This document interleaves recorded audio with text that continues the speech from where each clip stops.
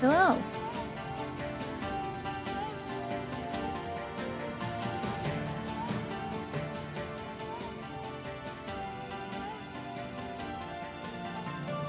That music change was immaculately timed.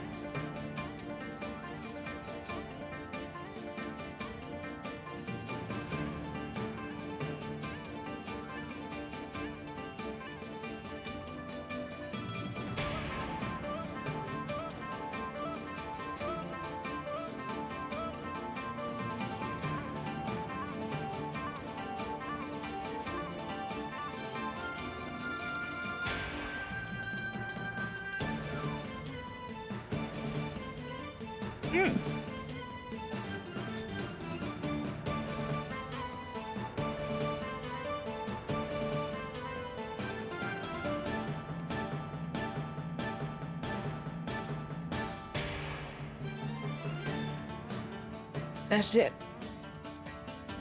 I tried to pause it at like a good spot, but I was tabbed out. Hello. Hello, welcome. Hello. Mittens and Matthew and Fluffy and Viz and Neon. Hello.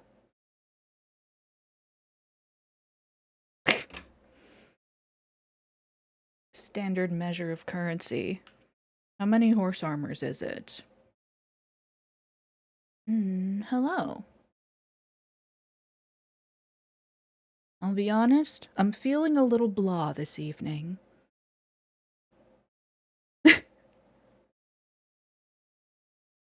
Um, just generally, I'm hoping that we can push through and have some fun tonight. But if I am not feeling it, I may call it early, just as a warning.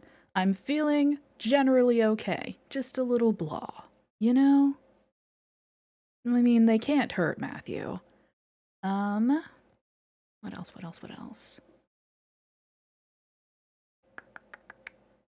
Hello? Luhaj? They do hurt Snake.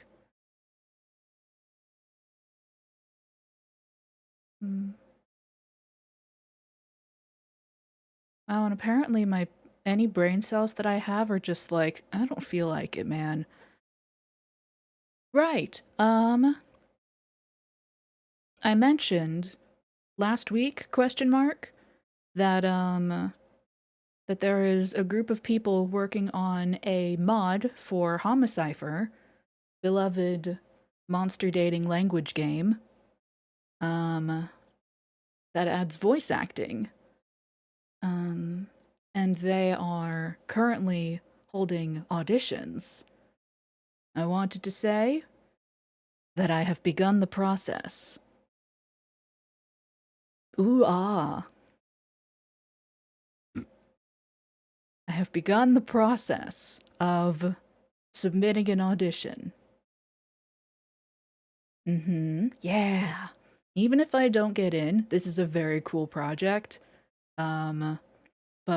Yeah. Very exciting. Same. Because they took the the characters, as in the language characters, not the characters, you know what I mean. The symbols, the language symbols from the game, and they assigned katakana to each of them, kind of. So they reworked it in a sense that it's kind of like Japanese, but it also isn't. And so they've given it phonetics. My sympathies, Neon. Oh, that's so many burgers for so much time. And they've done a whole phonetic dictionary for it, and it's very cool. It's fascinating. Very cool. Oh, and oh, this looks neat actually. I had to do some physical writing the other day, and I've rediscovered the best stim toy of just wobbling a pen between my fingers. It's been right in front of me all along, but it does look like I'm just doing a little pinching motion. A little pinch. Pinch, pinch, pinch. I can feel like, hang on. Like so. Oh, that looks, I don't like that. If I switch to my other hand and then just, like, between these two fingers, just kind of go like that.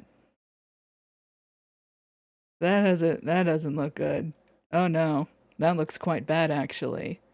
Oh dear. Anyway, I think that was it. Yeah, sure, probably. Yeah,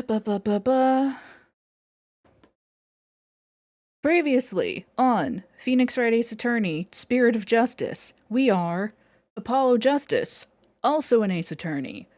And we were hanging out in our office with our half sister, who we don't know is our half sister,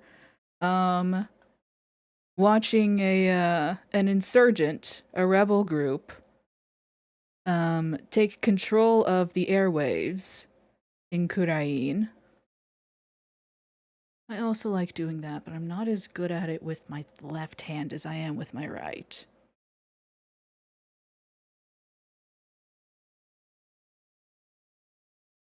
Even then, I'm not so good at it.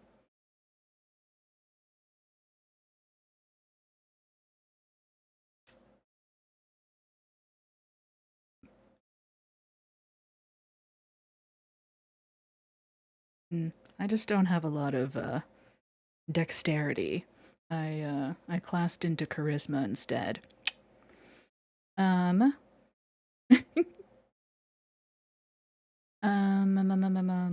but yes, we were watching a rebel takeover of the Kurainese television networks. And when suddenly the guy who did that takeover walks into our office because he's our long lost foster father. Wowee. And he's come here after 10 plus years to meet with us. He did not have any milk. He had instead a task for us to perform, a way that we could help him out with his revolution.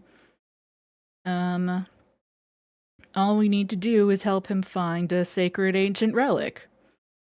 Hi Jen, how are you?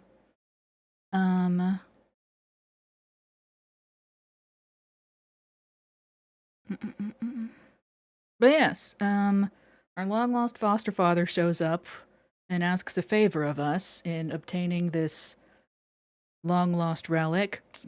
I didn't ask about the cigarettes. We'll have to see this time.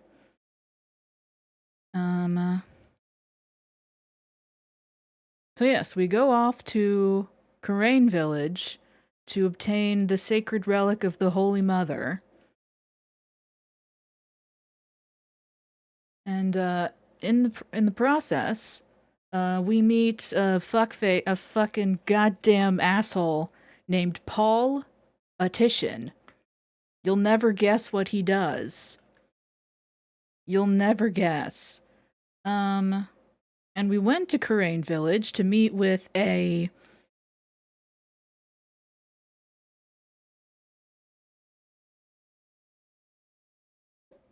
excuse me, a professor or whatever. Yeah, you got it, he's the magician. Hang on.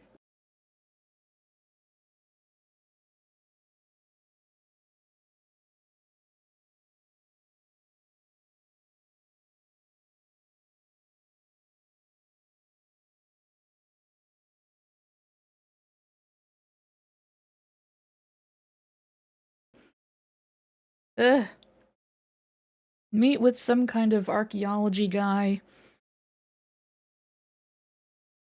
named Archie Buff. Yes, Dr. Archie Buff. Who supposedly had this relic for us. and was working on making sure that it was in fact the relic we were looking for, when suddenly he died. Oh no, and it does appear to be a genuine accident. He just fell off his really tall ladder on his really tall bookshelf. It seems like it is a genuine accidental death. Maybe it's not, we don't know. But either way,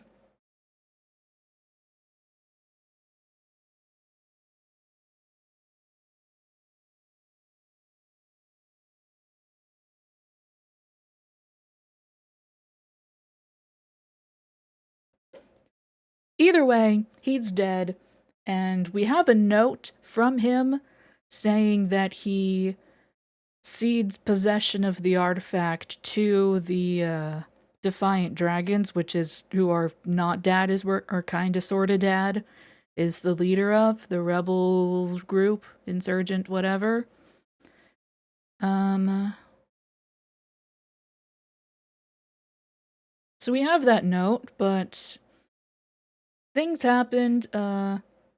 We went to go get the artifact because he stashed it in he stashed it somewhere, and we had to go track it down. He stashed it for safekeeping, and it turns out he hid it in a really deep cave that, led into the ocean. And fun fact about Apollo, he can't swim. He had a traumatic water experience as a child, and to this day he cannot swim. So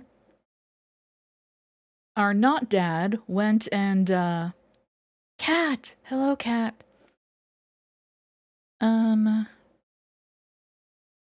Hey, thanks.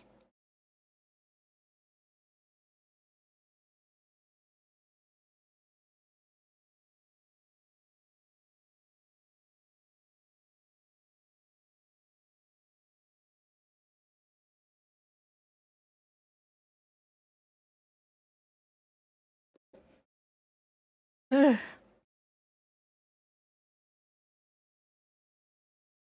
It is completely legitimate. He and, Achtung, baby. Achtung, detective. Thank you for 10 months. Have a good lurk. He and, Nayuda Sadmati, our opposing prosecutor, who, by the way, his dad is our foster father. So that's cool. And, was supposed to be like, a plant of sorts. He supposedly became a prosecutor to, like, infiltrate the legal system and work on improving it from the inside. But nowadays, he's just kind of, a yes man for the Garen, the kingdom, the aristocracy, the royals, the queen, that. And so his dad, who is the leader of the rebels, is disappointed. Which, again, it's how you rebel against your when your father is the rebel, the way to strike back and lash out is to become a law-abiding citizen, and moreover, an enforcer of said laws. It's very funny. um, but yeah. Apollo and Nayuda, yeah, they fell into a very fast moving river when they were children, and Dirk jumped in and saved them, and it was a whole thing. And while he was at it, he fucking. While he was at it, he enforced some toxic masculinity into Apollo. Yippee. Um, but yeah, not dad. In the here in this cave that's slowly filling with water. Well, I guess it wasn't filled with water at the time. Either way, Dirk swam out into the ocean to try and come back for help because they were trapped in said cave after retrieving the orb. And then the cave started filling with water. Apollo almost died. I mean, what he said was, "Didn't I teach you that boys don't cry?" Which, like, he was less than 10 years old and he almost just died. And even if that wasn't the case... Thank you. Even if that wasn't the case, what the fuck, dude? Just...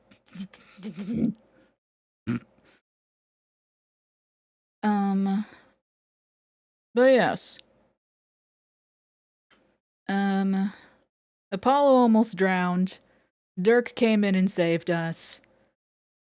And then, after successfully retrieving the orb, come to find out, Mr. Paul Athena believes that this sacred relic of the Holy Mother is actually...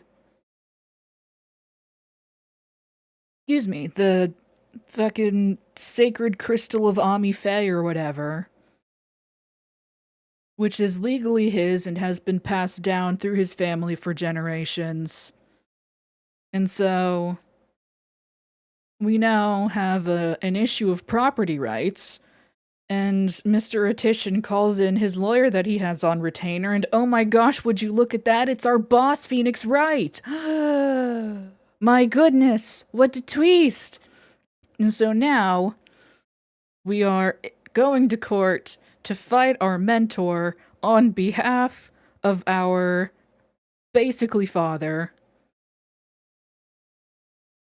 for possession of the orb.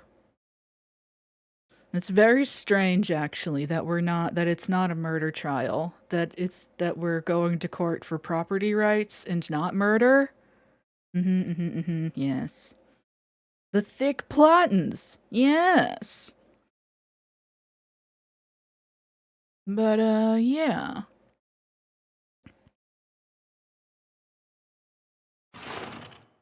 I think that's it. We've been sitting here yapping for quite some time. Let's just go. Let's just go.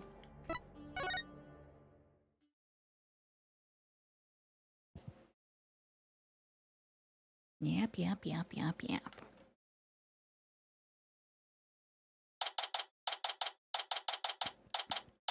May 17th. Off to a great start. May 17th. 10:08 a.m. District Court Defendant Lobby, number 2. Just so you know, I'm not going to take sides. Message received, loud and clear. Good, because I don't like this one bit. You and Daddy should be on the same team. Yeah, this is Trucy. She's very cute. Sorry, Trucy. Wow, she's really mad. I'm sorry too, little lady. This is all my fault. This is our dad.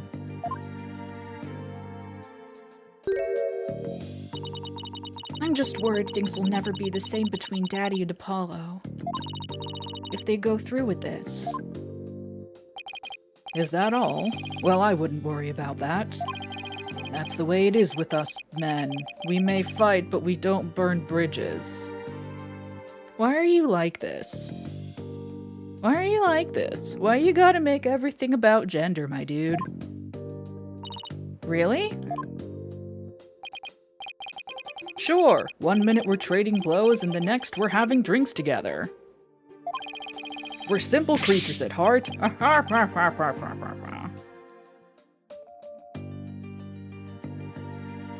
go. Man. I sure hope you're right. I'm sorry I'm late, Apollo. Athena, there you are. What happened with you and Mr. Wright yesterday? Oh, about that. I ended up going to the wrong airport.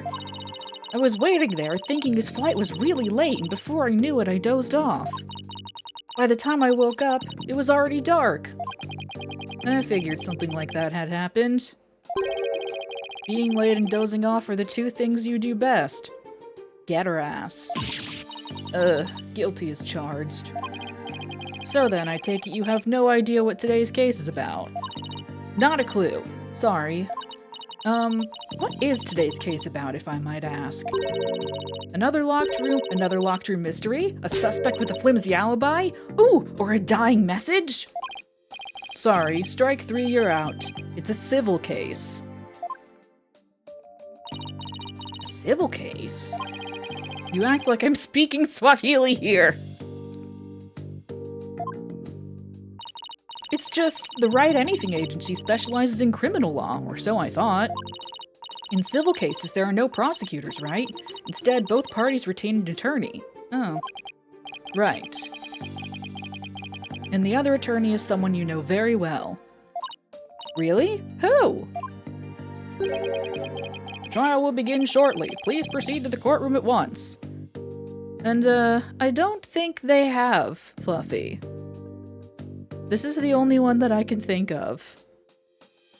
In fact, it's weird that the only non-murder case in the series that I can think of, I should say the mainline series, that I can think of is, the first part of the Mask Star to Mask case in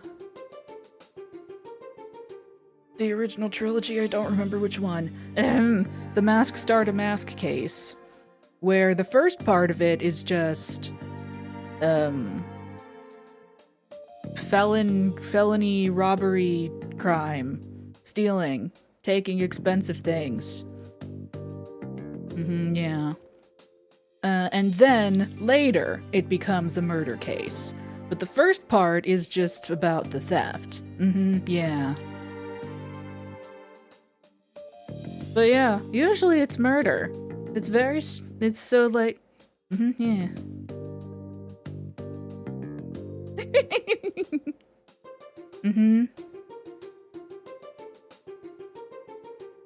So then that's the third one, which is Justice for All. That was my guess. Yeah, because the first one is no subtitle. The second one is... Fuck, I really don't remember at all. Huh. Well... Okay, let's do this. Apollo, wait! Who's the other attorney? And where's Mr. Wright? No time to explain. Let's go. Okay, right behind you.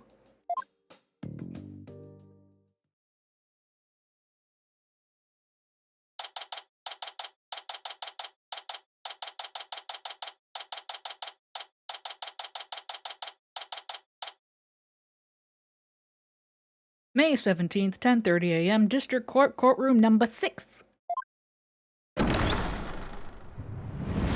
Day 1, court is now in session. All rise. Court is now in session. Oh,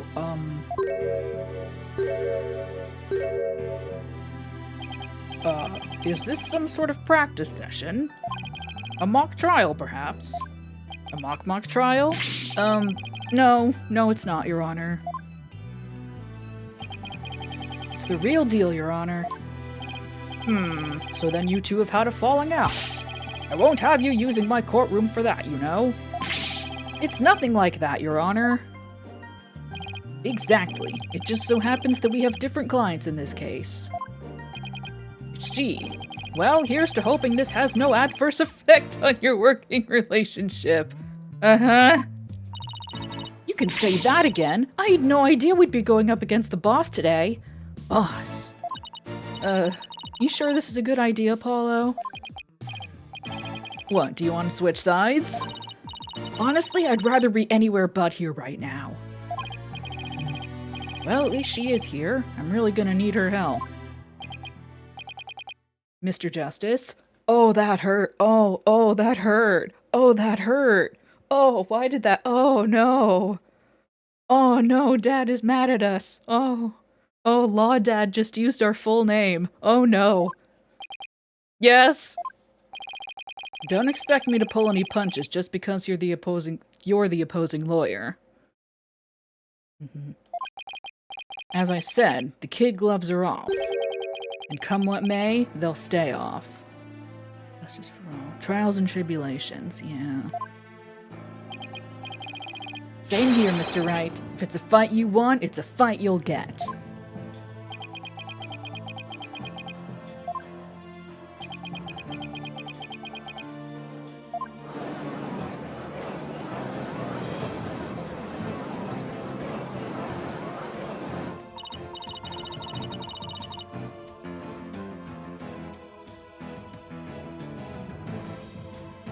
Yeesh, you guys are really chomping at the bit, aren't you?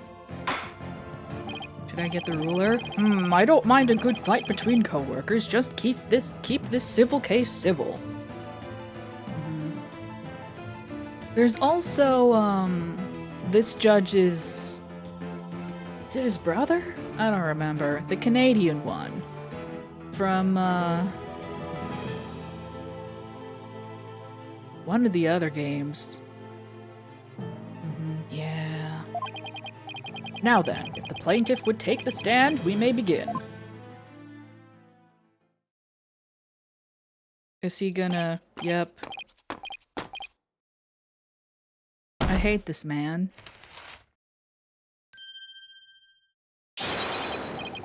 Noble judge, members of the gallery, good day to you. I am politician. This is but the start of my epic campaign, and you all have the honor of witnessing it. I believe the youth of this country are our very future.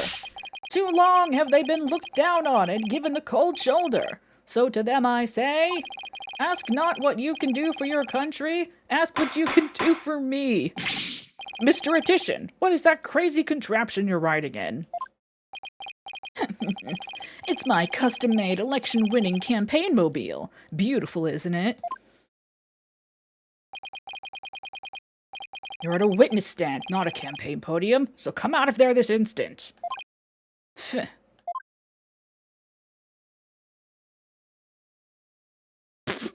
Fuck off! He has a little name placard like they do in fucking congressional hearings.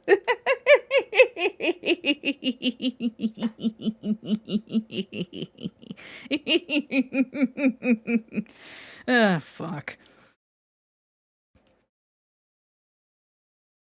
All right, now with the plaintiff's attorney, Mr. Wright, please explain the complaint filed against the defendant. Mr. Etition's complaint against the defendant is simple. The defendant, one Dirk Sadmati, stole my client's family heirloom, the Crystal of Ami Fae. Oh right, that's something I forgot to mention. I feel like it's pretty... I feel it's pretty obvious that the Crystal of Ami Fae and the sacred artifact of the Holy Mother, or whatever they're calling it, are in fact the same item, because the Holy Mother is Ami Fae. That's just me I feel like that's pretty clear. Like, the Holy Mother very explicitly does not have... her face and name, true name, have never been recorded.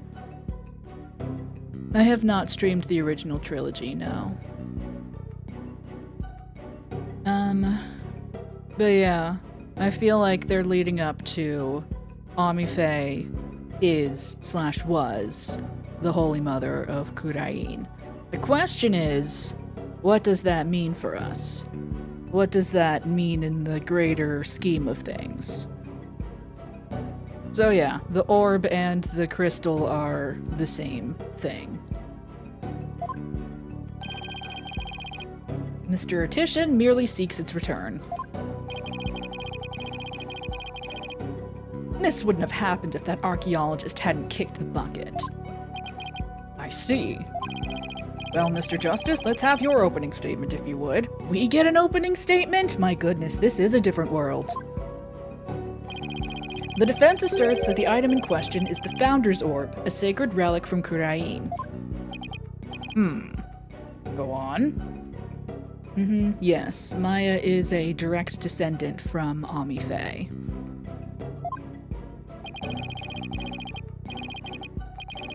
It seems someone asked an archaeologist, Dr. Archie Buff, to study the orb. Mr. Buff determined that it was a Kurainese national treasure known as the Founder's Orb. The very orb that was stolen from a treasure room in Kurain several weeks ago. Oh yeah. Why yes, I saw a news report about that. The theft of a Kurainese national treasure caused quite an uproar in the kingdom. Well, we believe that it was not in fact a theft in the traditional sense, but rather that it was spirited out of Kurain by someone for Dr. Buff. Spirited out of Kurain by someone for Dr. Buff to study. That was a lot of... you don't say. And...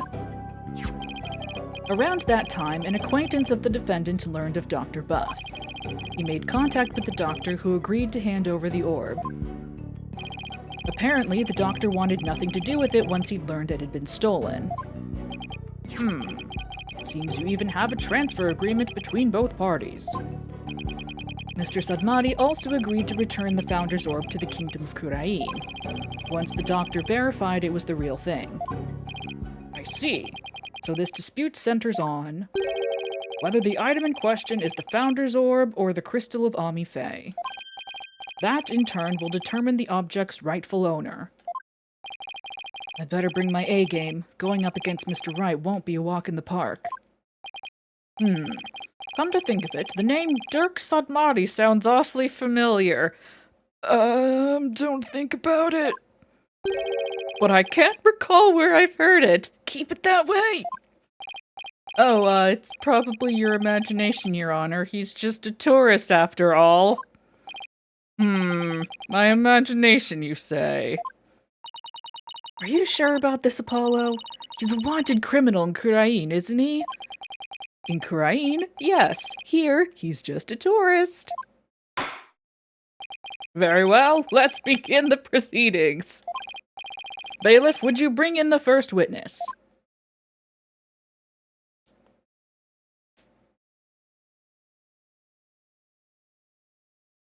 Emma! Emma? Show some manners. We're in court. I know, it's just... this is a civil trial, so I was surprised to see a detective take the stand. I had her do some digging on Dr. Buff. What for? You disappoint me, Apollo. First, you know I'm not just a detective. I'm a forensic scientist. Do try to remember that. Second, you owe Mr. Wright an apology. After all he's done for you, you have some nerve. Right, she's on Team Wright. First, I'm sorry. And second, I'm really just trying to do my job. You'll never get anywhere with that attitude. Take some advice from someone who's been there. Why do I feel like I'm on trial here? Detective Skye, your testimony, if you please.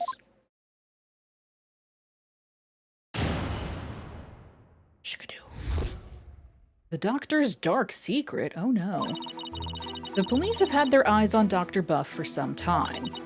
And just today, a number of stolen artifacts were discovered in his study. Oh. Among them were a priceless urn and a statue that were stolen from the Fae clan. Oh, they were stolen! Great. It seems the doctor would do anything to study artifacts, including steal them.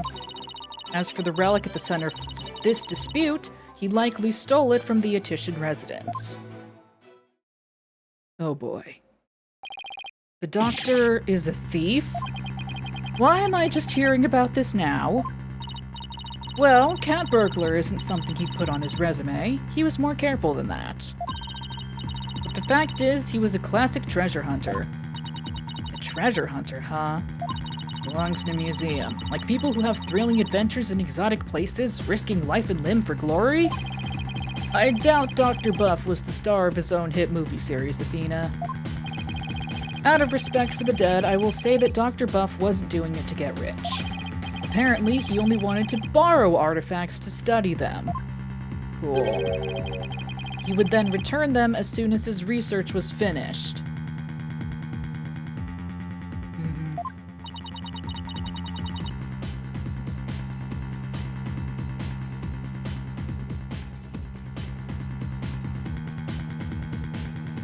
According to the doctor's child, he would even repair or restore some of the artifacts he stole before returning them.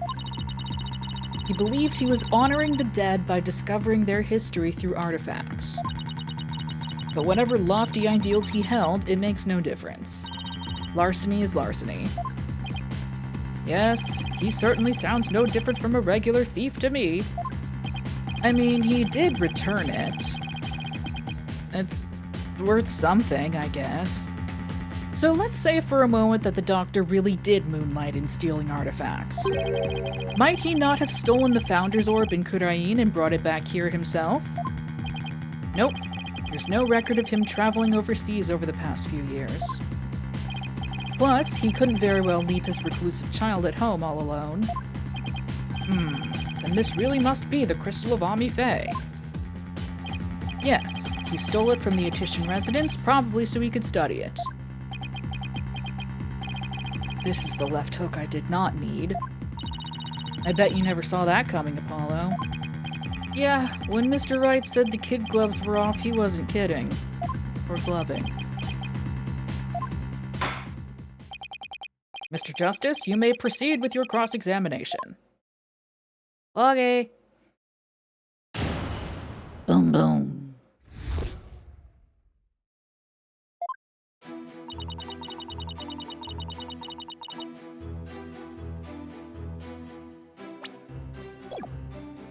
Hold it!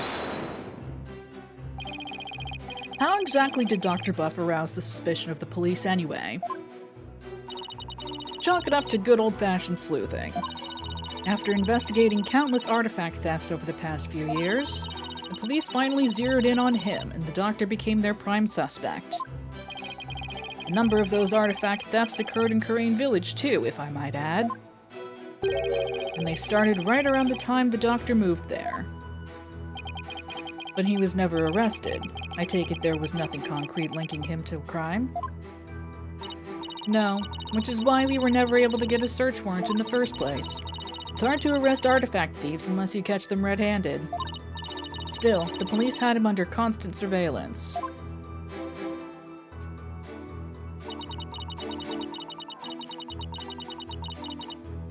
Hold it! Are you sure these allegedly stolen artifacts are the real deal?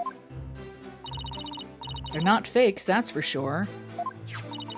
Take the urn, for example. Apparently, it's an extremely intricate work of art. Uh-huh. Its design, cracks, and other features would be impossible to replicate perfectly. Actually, I've had a few run-ins with that urn myself. Uh-huh, you sure have. So I was shocked to see it there in the doctor's study. I can say without a doubt that that urn was stolen from the Fae clan.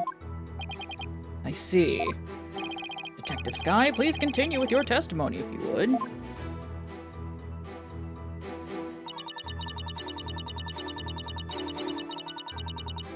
Hold it!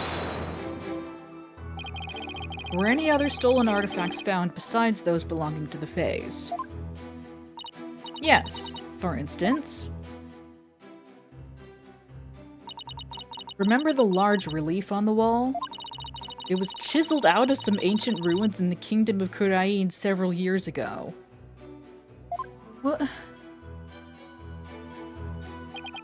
Chiseled out? Didn't that damage it? Well, he did restore the parts that were so faded you could barely see them anymore. It seems he intended to return it someday, so one could say his intentions were good. And what, just glue it back on the wall? What was your plan, my dude? Why not just offer to restore the artifact where it was? Like, But good intentions are no get-out-of-jail-free card, that's a fact. If I might add, with respect for the deceased, the quality of the restoration was apparently exceptional. It seems the doctor invested a lot of money in hiring an extremely talented specialist. He sounds like a good man, who took a wrong turn somewhere. I guess Sarge takes after him in that way. Any further questions? If not...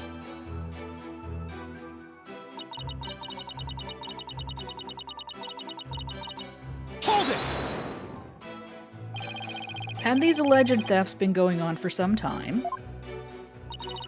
At least 5 years as far as we can tell. All the recent thefts had been local, but before moving to Korean Village, he had been stealing from ruins around the world. Dr. Buff was an international criminal. This data lends itself to but one conclusion: Dr. Buff was a thief.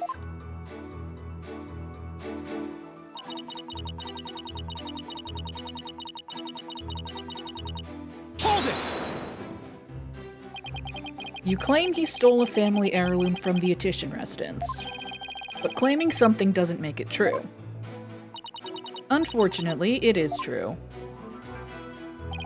How can you be so sure? A police report was filed concerning the theft 1 year ago, in fact. What? A whole year ago? August 25th of last year, to be exact. The report states, and I quote, "The crystal of Amife was discovered to be missing from the Athena storehouse at 10 a.m. The storehouse lock had been picked. Signed, Paul Athena Wimperson." Yeah, that tracks. Well, a year-old report certainly lends the plaintiff's claim credence. The doctor really could have stolen the crystal of Amife. Not only that, Your Honor, but the Founder's Orb was only found to be missing several weeks ago. That is nearly a year after the crystal's theft was reported. Therefore, I believe we must consider the orb and the crystal to be two separate items. You don't know that. Politician Wimperson? Not the most awe-inspiring tail end, is it? I can see why he cut it. Not that he inspires confidence without it. Still, I'd probably do the same in his shoes. Robbery report. A police report was filed about the crystal's theft a year ago, but the theft of the Founder's Orb was only reported a few weeks ago. And the crystal's police report was filed way before the orb was found missing. That suggests the stolen relic is the crystal of Amife, as Mr. Athena Wimperson asserts. I doubt the police report is a fake. After all, Emma's the one who submitted it as evidence. Still, I feel like something we learned in that police report is important somehow. Hang on, let me look at it again.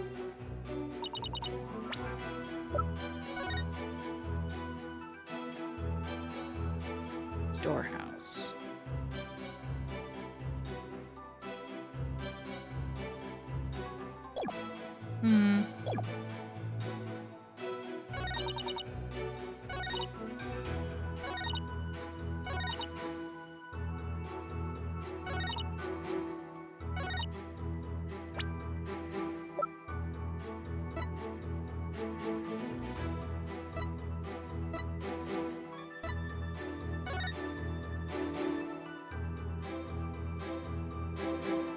Oh.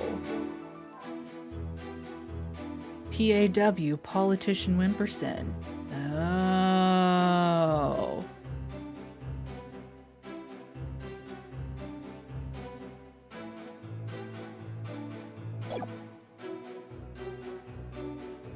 Oh.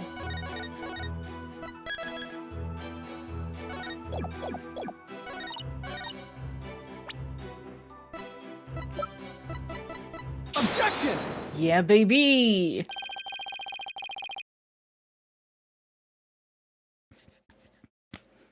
I wasn't sure, so I didn't do the full thing, but it's the first one of the night, so...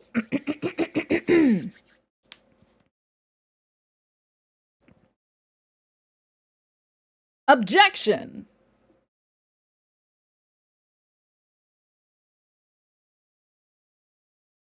The doctor stole the relic from the plaintiff. Are you sure? Because that statement doesn't agree with a certain piece of evidence. What do you mean? Take a look at this. What about it? This contains an email from the doctor's computer. Email? In that little piece of plastic. afraid I don't understand. Oh, this stick here can store all sorts of computer data. I still don't get it. Here, just look at this. Apparently, the doctor was reporting his research findings to a certain individual. Now take a look at this. It's the police report Detective Sky presented to this court. You can see the plaintiff's legal name on it. Politician Wimperson. I can see why he dropped Wimperson from his name, but that's hardly breaking news. Look closer, Your Honor. Ah! His initials! Gotcha. Right. The plaintiff's full legal name is Politician Wimperson. Now consider this. The email's recipient address starts with 3 letters. PAW? Ah! Don't tell me. Oh, but I will anyway. The individual who hired the doctor to study the disputed item is none other than Politician Wimperson. Wait, then that means... Exactly. He wouldn't have asked the man who stole his family heirloom to study it. Therefore, how could this possibly be the crystal of Ami Faye? Ah!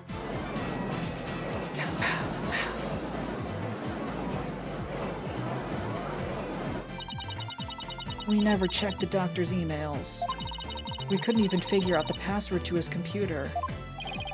Plaintiff willingly left the orb in the doctor's care so he could study it, at the behest of his benefactor.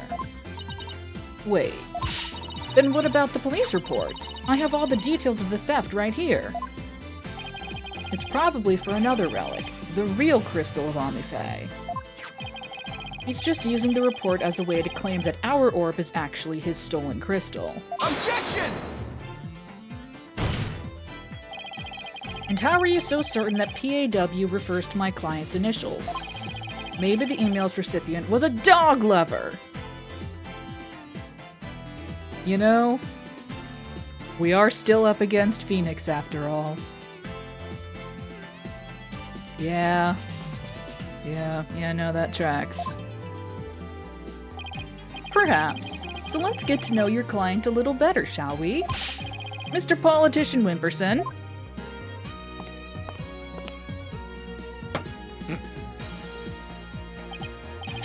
I suppose shutting down detractors is all part of a politician's job. Answer me this, Mr. Etition Wimperson. What is your shoe size? What is your favorite food? Alright, hang on. What's your favorite food? Curry rice. It's an old family favorite. Really? As in, boil up some rice and dump some curry sauce on top? That curry rice? I bet you assumed I would say French cuisine. Just because I'm a member of the political elite. But nothing beats the delectable curry recipe my ancestors brought over from Japan. And I'm the kind of representative who upholds the value of such traditions. Is his entire strategy really just to pander to traditional values voters? The penalty is served, Mr. Justice. Let this be some food for thought. Yeah, no, I know, Athena. I'm being a goof.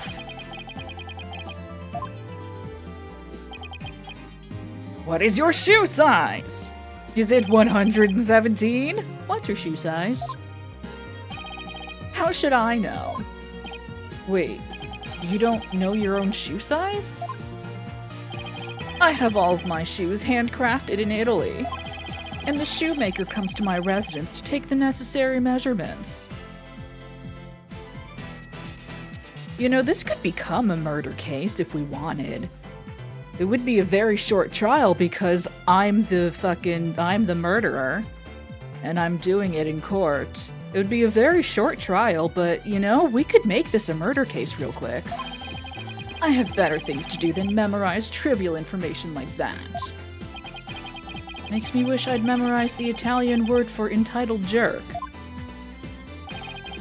Maybe this will help you memorize what happens to those who waste the court's time. Sick. Alrighty. Really put my foot in it this time, but tis. No matter what his shoe size is, there wouldn't be enough digits.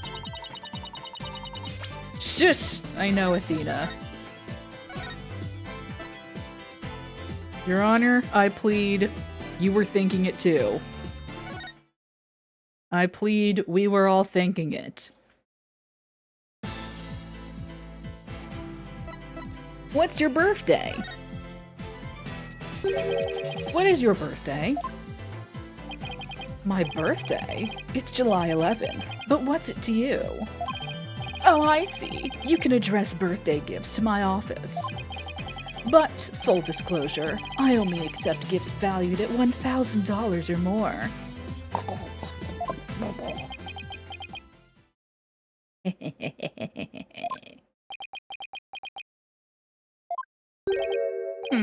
Why has everyone gone silent? How can anyone be that self-centered? Oh, right. Politician. Did everyone hear that? He said July 11th.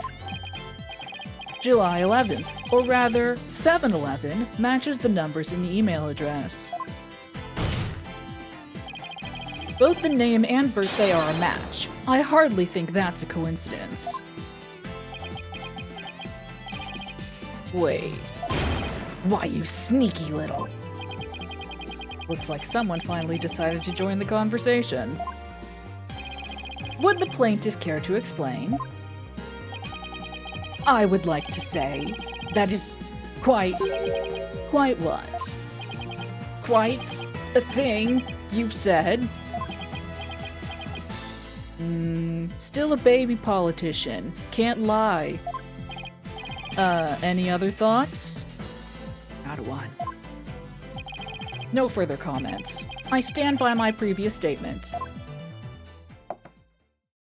Where are you going? Get back here. You can't just walk away. Even politicians have to explain themselves in a court of law. Oh, Apollo. Oh, Apollo, you sweet summer child. Oh, hey, the get up and stretch time.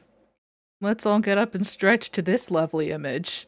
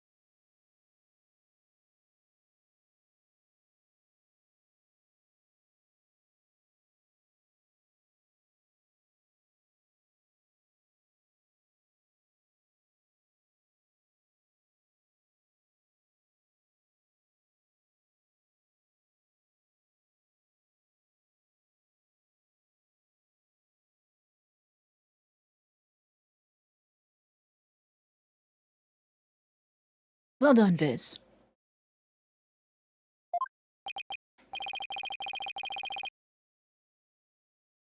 I'm afraid I simply don't know how it happened. I can't possibly explain matters outside my purview. Perhaps it was a mistake on the part of my secretary. Oh, no, you don't, you slippery eel. Hey, thanks. Mr. Wright, would you care to respond? I won't argue your assertion. My client lent the treasure in question to the doctor and asked him to study it. It seems that much is a fact. Now we're getting somewhere. Wait.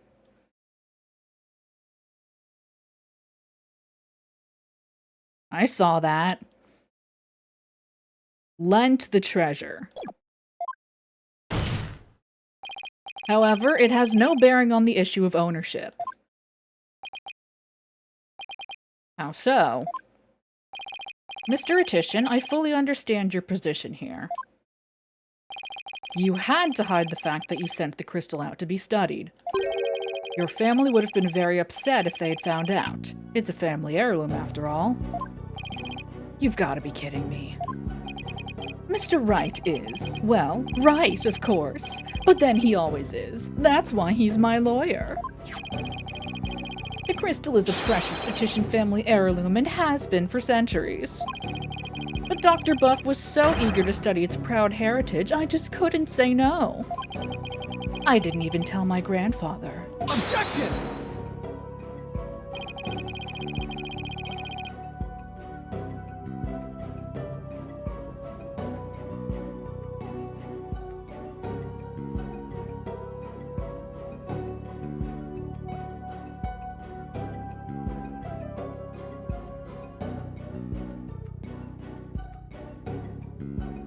But in order to win the backing of your so-called benefactor, you were going to give what you claim to be the Crystal of Amife to that person.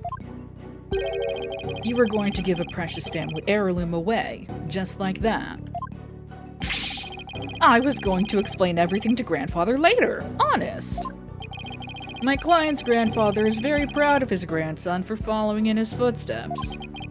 And if refusing him would have meant dashing the dreams of his darling grandson, I doubt the kindly old man could have said no. Well, grandchildren are meant to be spoiled. Grandpa, I just heard about Star Wars. Oh yeah? Did you know that Darth Vader is Luke's father? Grandpa, no! Why'd you spoil it for me? That's the end of that bit. That's what grandfathers are for. Your Honor, please.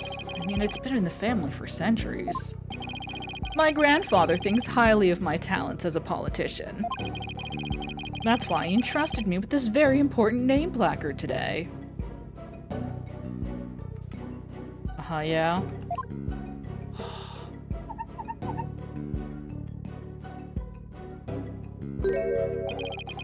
So I'm sure he would have been okay with me using the crystal as I saw fit.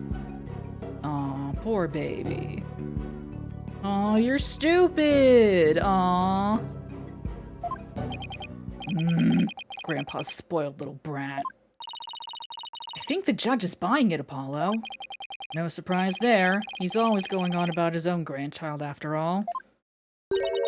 Excuse me, can I leave now, Mr. Wright? I believe my work here is done.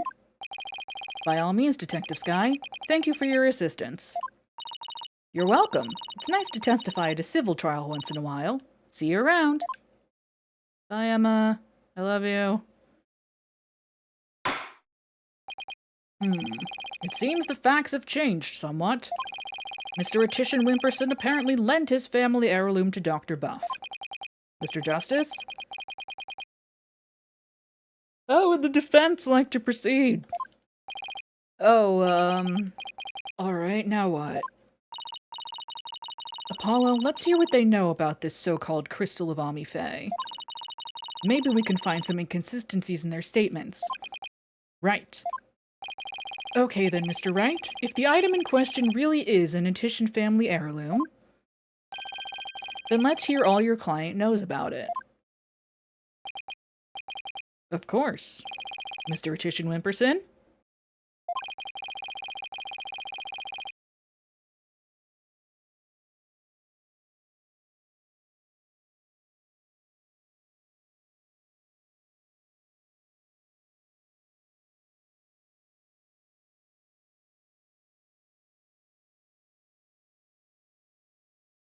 Please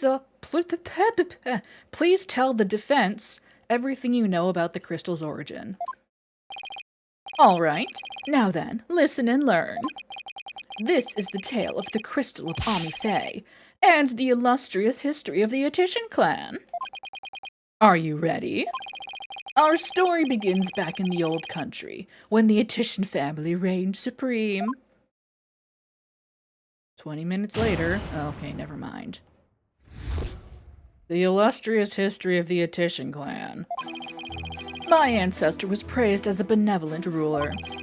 He protected the spirit mediums, a minority back then, from the rest of the locals.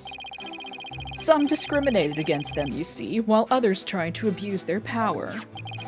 As thanks, Amife gave the crystal she had specially made as a gift to him. I am a descendant of that great lord. As such, my political power and influence is backed by centuries of history. Ugh. Well, that devolved into a great load of self-aggrandizing propaganda fast. You can just say he's full of shit, Apollo. As you can see, the Crystal of Amife is an heirloom of the esteemed House of Athena. And you have proof that it has always been in the Athena family. I have someone who gave a statement to that effect. My client's neighbor, one Yves Shineto. Age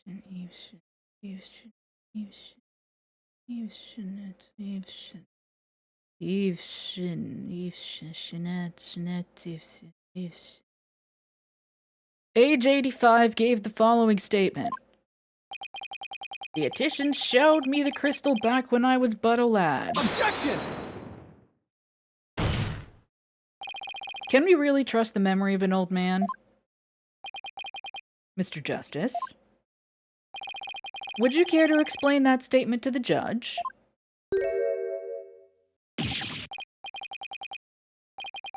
I didn't mean. What I'm trying to say is, never underestimate the memory of your elders. I may forget my verdicts the next day, but the memories of my past are as clear as day. Thank you. Therefore, I find Mr. Yves Shineto's statement to be perfectly credible. Okay, but what if this old man in particular has a really terrible memory? Huh? Huh? Wow, did you see how Mr. Wright got the judge on his side? They're on opposing sides of a civil trial. It's about a crystal or maybe an orb. It's a whole thing.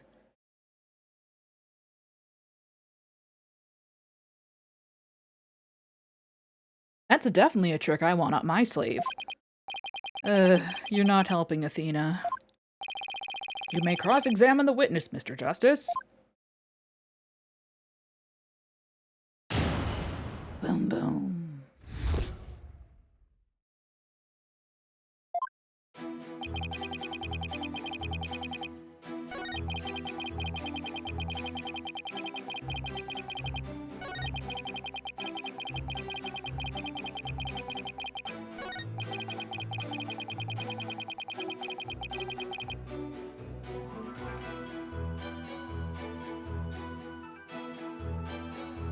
Why does it have blood on it?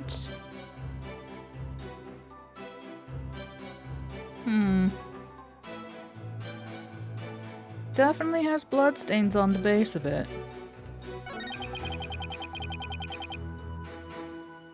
Oh, spirit juice, gotcha.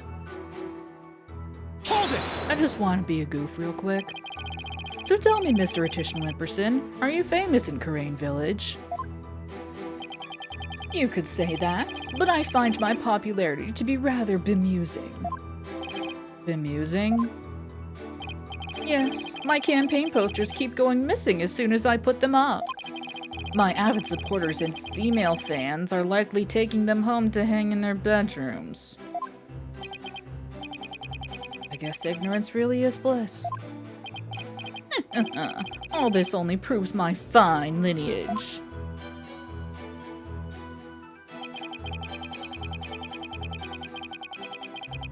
Hold it! I'm sorry, but is any of that relevant to the issue of the relic's rightful owner? Have you never heard of Kingcraft? Is it like Minecraft? Kingcraft? It's the art of ruling as a king. My father drilled it into my head from a young age. And one of its precepts states, "Ruin awaits a ruler who responds to every single issue posed by the masses." Well, they answered my question about what he meant by king of this nation. Progress. Apollo, who is this Ami Faye anyway? I believe she was the founder of the Kurain channeling technique. The plaintiff claims she had the crystal made for his ancestor. That would mean it was made in Japan, right? Yes, I suppose it would.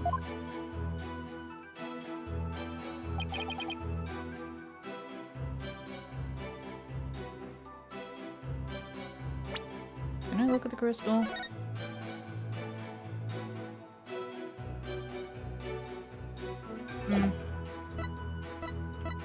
Oh yeah, I have this picture of my dad, too.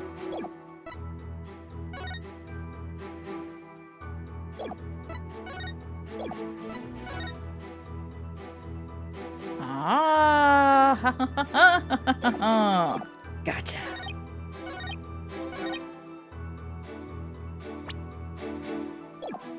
I wonder if I need to press on it first. I'm gonna press on it first just to be safe. You said she had it made, so then it was made in Japan.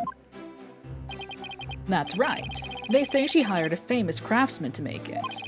And they say it's quite valuable, too. Who's they? And you were going to take such a priceless family heirloom and just give it to your patron? That's so typical of you ignorant common types. Making difficult decisions when the chips are down is what being a politician is all about. But only when it's in service of your own political career, you mean? The crystal is a testament to my ancestors' remarkable achievements. And furthermore... Okay.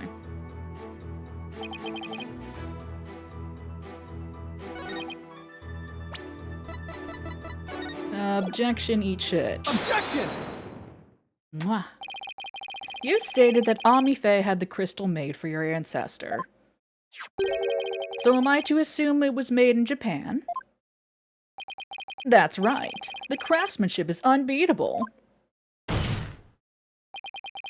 Well, that's strange. I don't see how your so-called crystal could have been made there. What are you talking about? It's quite obvious if you take a look at this. Take that! Take a look at the distinctive design here. According to Dr. Buff, it's a Mitama motif dating back to the early days of the Kingdom of Kurain. The Kingdom of Kurain, Had you based this on? Here. This piece of evidence, Your Honor. These are the doctor's research notes on the Founder's Orb. This is the box in which the orb was originally stored. It features the same pattern as the one found on the orb. They do look like the same pattern. Therefore, I assert that the disputed item must have been made in the Kingdom of Kurain. Ah! My placard! Objection! The Kurain channeling technique originated in the Kingdom of Kurain. And Ami Faye is known to have traveled there to train. With that in mind, wants to say she didn't bring that pattern back with her. Objection!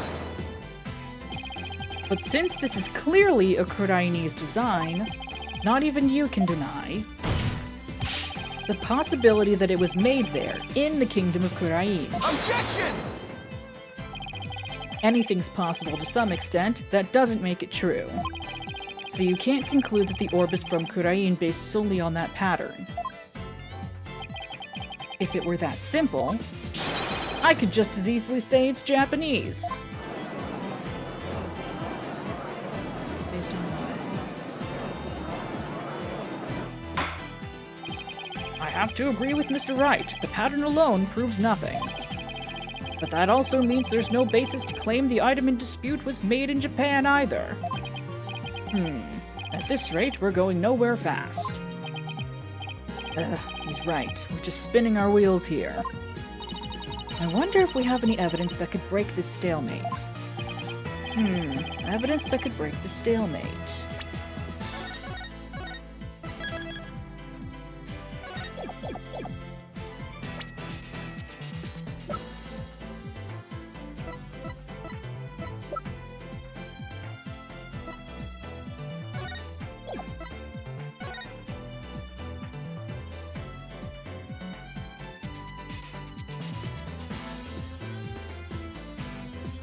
Hang on.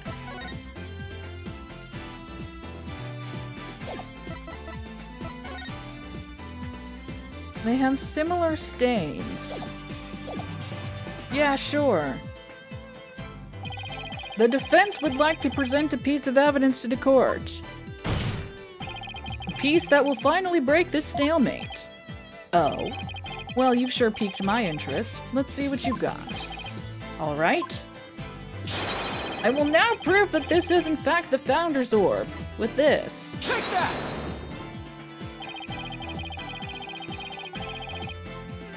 Uh-oh. It doesn't, does it? Man.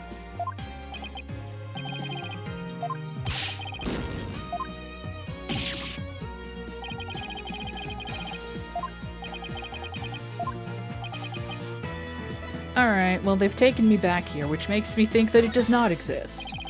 There doesn't seem to be anything we can use, at least not at this point. Well, unless we can find something, this trial won't be going anywhere.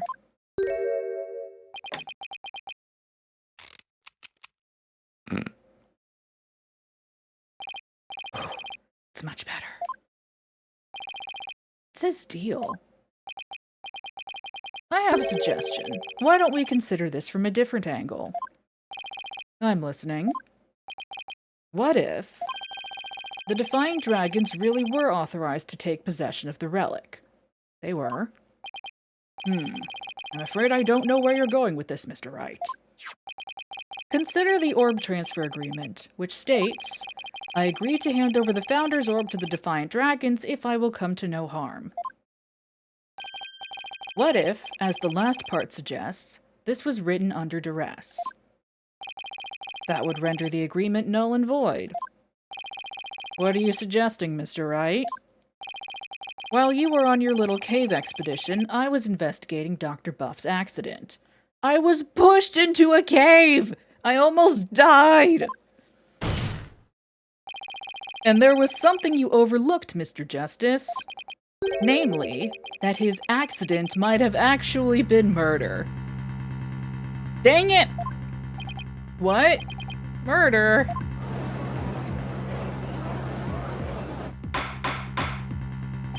Mr. Wright, you do realize such statements are not to be made lightly. Are you suggesting the doctor was murdered by the Defiant Dragons? Yes, but follow me on this for a sec. The books that came tumbling down were from the archaeology shelf. However, among that mountain of books was a single volume on psychology. What's more, there was some blood on it. And you feel this is important because the books that came tumbling down were from the top shelf, the archaeology books. Why would an archaeologist keep his archaeology books on the top shelf? I'm not saying that's, like, important for this case. I'm just saying it's stupid. Like, oh yeah, I'm a fucking brain doctor. Let me keep all of my brain books in this locked cabinet in the next room over.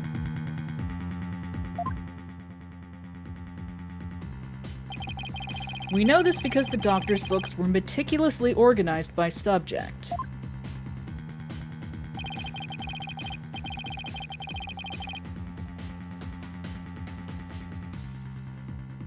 Archaeology took up the entire shelf, so that psychology book is completely out of place.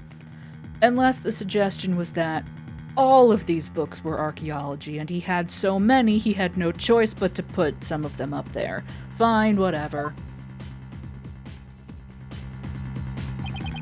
Come to think of it, the shelves were arranged quite carefully. It's also worth noting that psychology books only take up a tiny part of the bottom shelf. You might wonder why a book on psychology was found amid the pile of archaeology books. But I believe I can explain what that single out-of-place book was doing there. The doctor was struck from behind while selecting a psychology book from the shelf.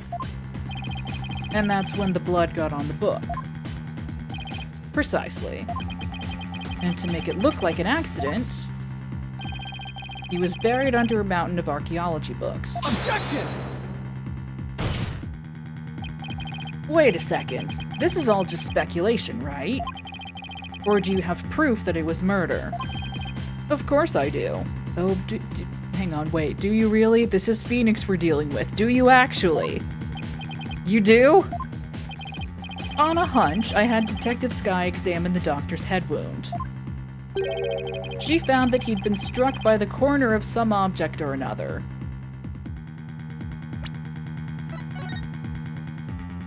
Uh-huh.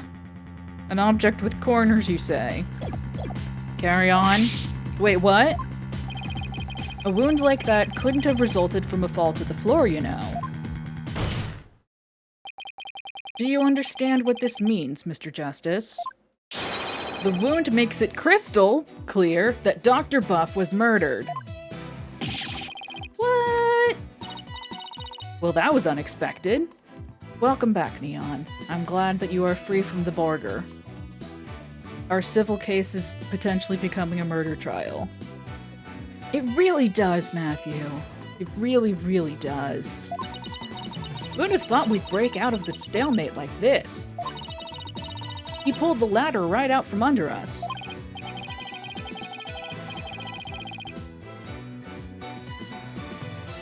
Still,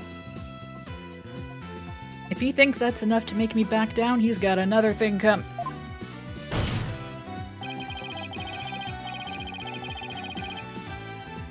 Even if the cause of death was murder, what makes you think it was the Defiant Dragons? You should know better than to hurl baseless accusations. Objection! Don't tell me they're based. Did you forget who you were up against, Mr. Justice? Huh? You didn't actually think I'd come to court without witnesses and evidence, did you? I mean... Kinda? What are you talking about? I would like to request further testimony from the plaintiff. Specifically, I would like the court to hear how he saw one of the rebels leaving the crime scene. He saw what? Oh boy.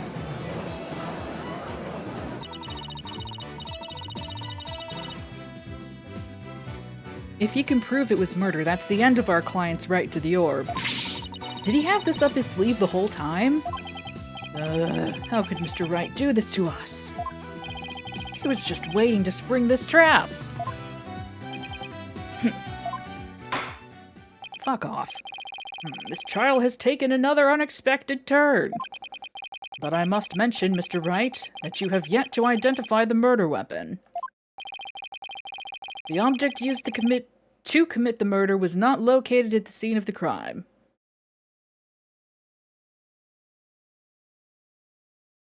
Oh yeah.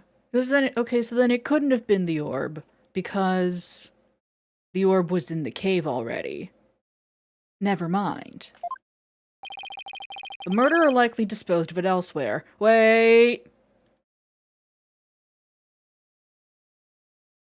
Unless we ran into Fuckface in the cave because he was leaving from stashing the orb there.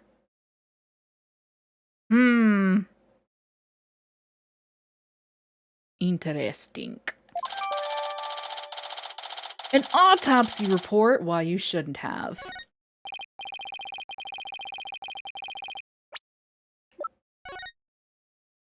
(10 p.m. to 11 p.m.) Interessant. Cerebral hemorrhaging after instructing the corner of an unidentified object.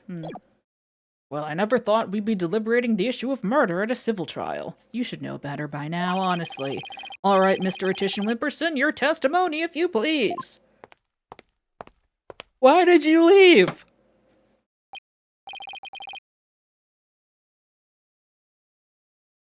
Hmm. I think what he's trying to say is that the doctor was reaching down for a psychology book when he was struck on the back of the head with an unidentified sharp object, a USO, if you will. And when that happened, his blood splashed onto the book, the psychology books. But then one would wonder how that bloodstained book got off the shelf.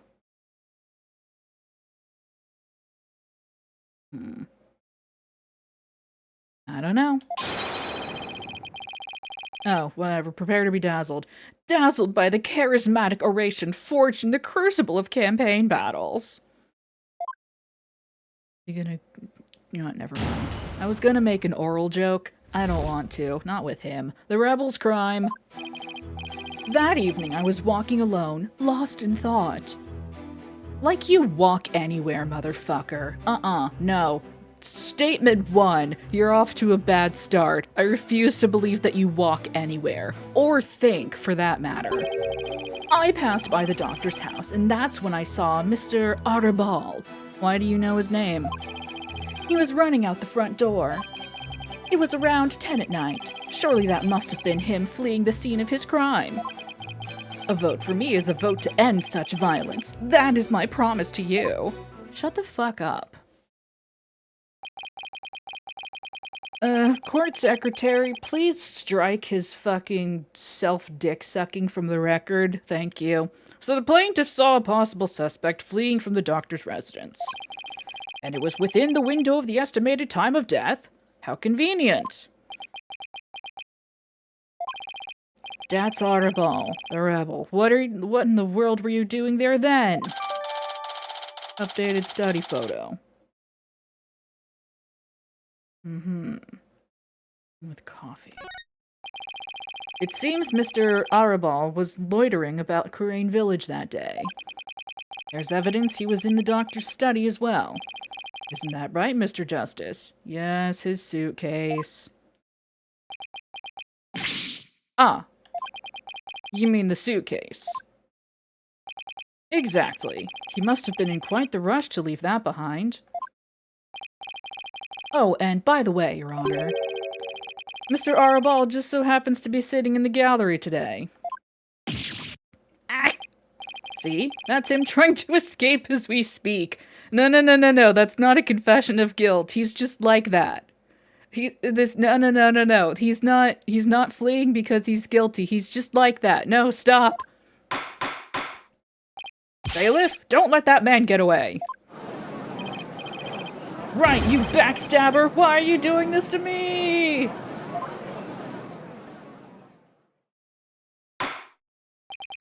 Alright. The counsel/defense may question the plaintiff/witness once more. Please proceed, Mr. Justice.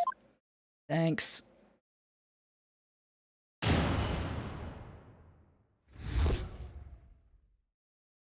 I can't wait to make that goddamn placard shatter into a billion pieces.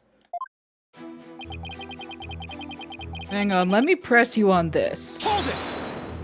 That's too unbelievable. Why were you taking a walk? Society is inundated with serious problems that must be solved, and as a politician, I'm always on the job, thinking hard about possible solutions, even on my walks.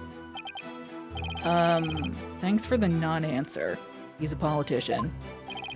While we live out our comfy lives, there are starving children who suffer in the back alleys of our major cities.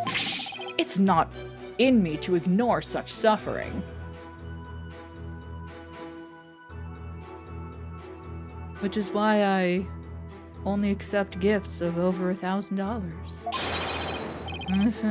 Fuck, I'm not. Ugh. Yes, Mr. Tisham Whipperson, we're all aware of your outstanding character.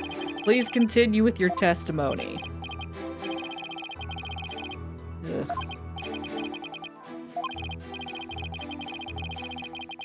I don't want to read this man. I don't want to read it. Ugh. Hold it! Why do you know his name? Where exactly were you when you saw Mr. Arabal? Right here, under this tree. I saw him dashing out of Dr. Buff's front door.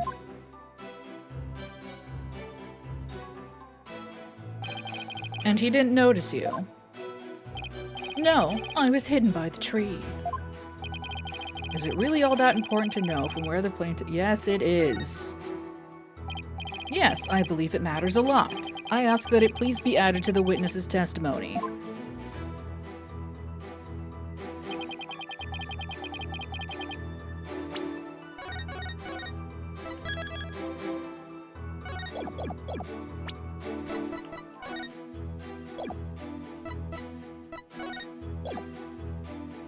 Bookcase, large window, and second floor area. Objection? Objection!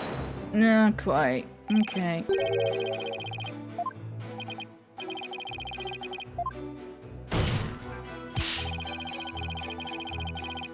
He listened really carefully.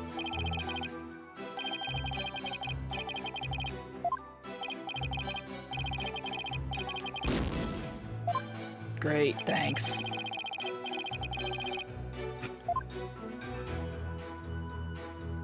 Okay, maybe we press. What were you doing under that tree? A lack of lateral thinking. That is a politician's downfall. What? That is why, if I'm elected, I promise— That's not an answer? The question was, what were you doing under the tree, Mr. Athena Wimperson? I suppose I can.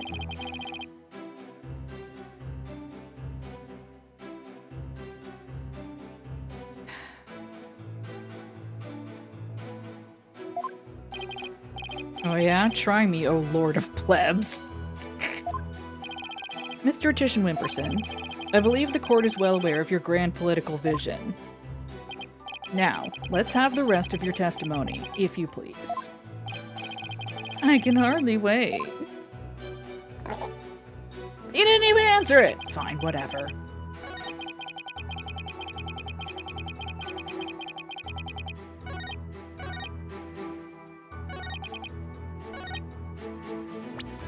Maybe the picture. Objection! Still no. Okay, maybe I need to press more things. Let's just push more buttons, see what happens.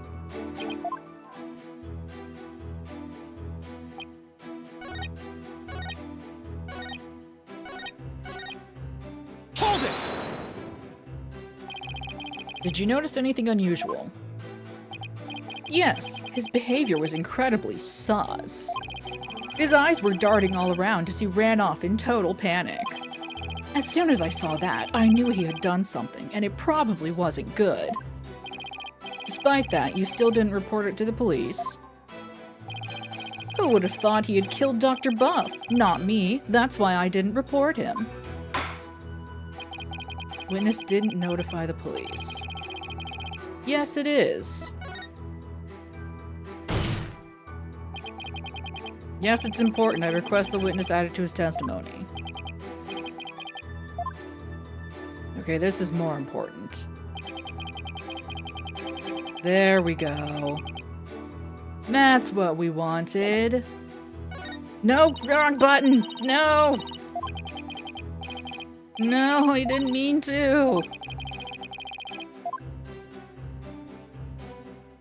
Let it be known, though, that I had it anyway. Objection? Objection! There it is!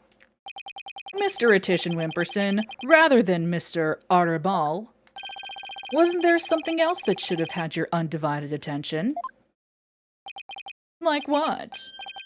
Oh yes, of course. A politician must also keep his finger on the electorate. Sorry, but you're way off. I am? Would you care to explain, Mr. Justice? If the witness saw Mr. Arabal from his position here, then he should have also been able to see the doctor's body.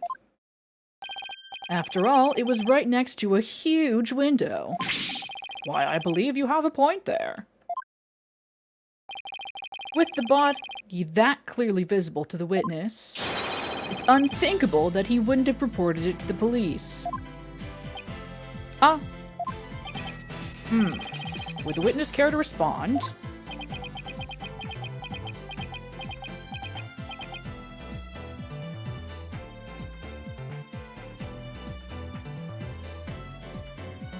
I hate this man. Did he fall asleep? Mr. Attition Wimperson?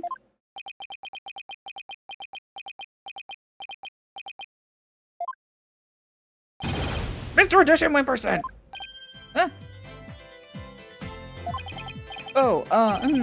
There are many sides to any issue. What did I ever do to deserve this? In any case, I'd like the court to acknowledge the inconsistency in the witness's testimony. Mr. Attition Wimperson, did you really see Mr. Arabal? Yes.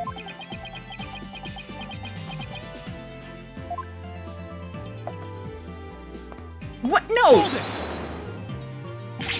Where do you think you're going? Oh, I thought I'd return to my seat, seeing as I had already answered the question. This isn't some small town hall debate, so you just stay right there until I say we're through. I'll have to run that by my campaign manager before I... Fuck off!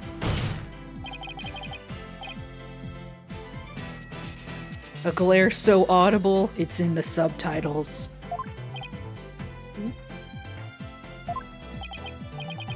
Mr. Attition Wimperson, I think it's time for you to come clean. Huh? So then, does this mean he didn't see Mr. Arabal? As your lawyer, Mr. Attition Wimperson, I advise you divulge that matter we discussed. Silence is no longer an option. Are you sure about this? I'm in the midst of running for office. I can't afford to let any strange rumors get out. It is. It is funny, but it's also... Don't worry, you won't suffer any blowback for what you're about to reveal. Blowback? I'm not sure I like the sound of that, Mr. Wright. Not to worry, Your Honor. Nothing untoward will come of this, I promise. Now then, Mr. Justice. Remember how it was an anonymous caller that reported the doctor's death? Come to think of it, who was the first one to discover the body? Whoever it was, it seems they wanted to remain anonymous.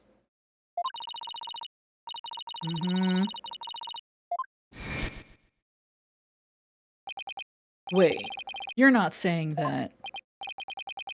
Yes, that's exactly what I'm saying. The anonymous source who contacted the police after discovering the body was... my client, Mr. Attition Wimperson. What? You don't say. So you see, he played his part as a concerned citizen, quite admirably, if I may say so. Isn't that right? Yes, indeed. In our society today...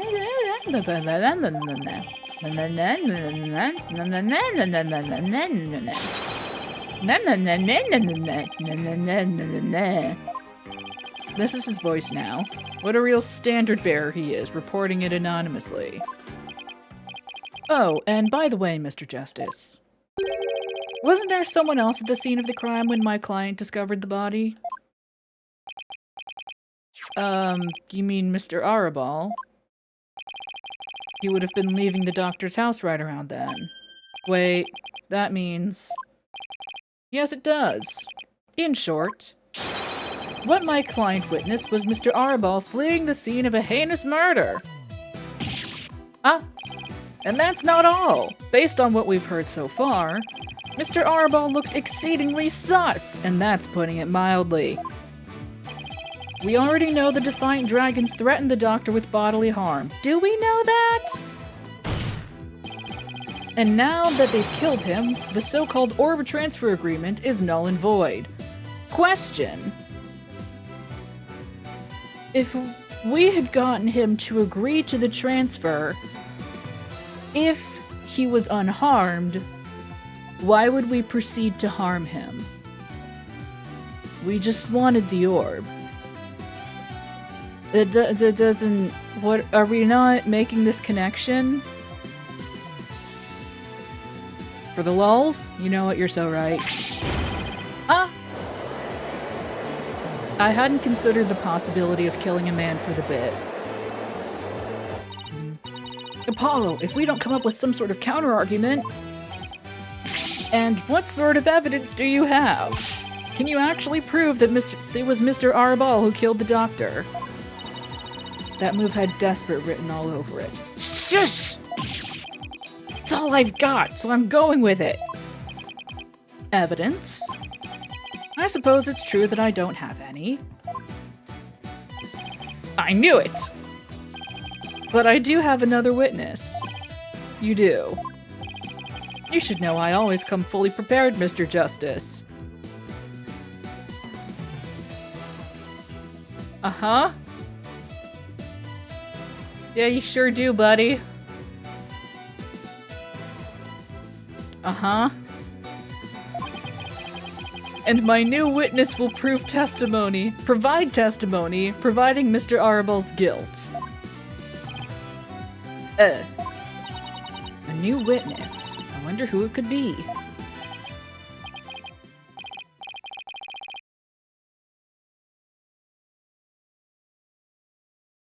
Why do I have a terrible feeling I know exactly who this witness is going to be? Very well, bailiff, please summon our new witness. In the meantime, the court will take a brief recess.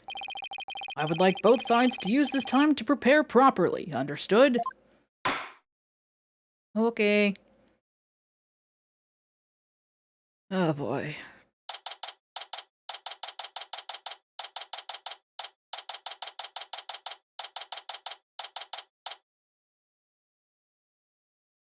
May 17th, District Court Defendant Lobby number 2. Wow, I knew Mr. Wright would put up a tough fight, but... yeah, just when I thought we had him, he turned the tables on us. He really is the turnabout terror. Do they call him that? We can't let him blindside us again. Looks like they've got me again! Dude, now is so not the time. 3 times in 1 year! That's a new record! Good lord. Dats, please, no more new records or bad puns while you're at it. It's hard enough trying to help you as it is. Roger that! I'll be more careful next time. No, don't!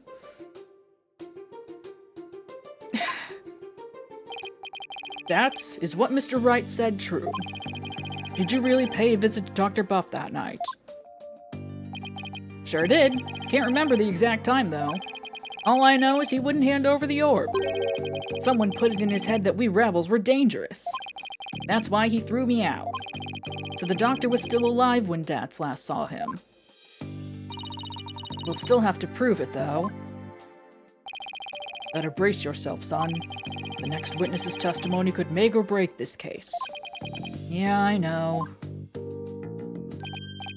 Hey, where's Trucy? She went to go see her dad. Maybe she's still mad. More like worried. Worried that this trial will create a rift between you two. And that you might then leave the agency. She has an active imagination. Excuse me, the trial will be resuming shortly. Well, let's go see what new testimony awaits us. Oh boy. May 17th, District Court, courtroom number 6. Look at me remembering numbers.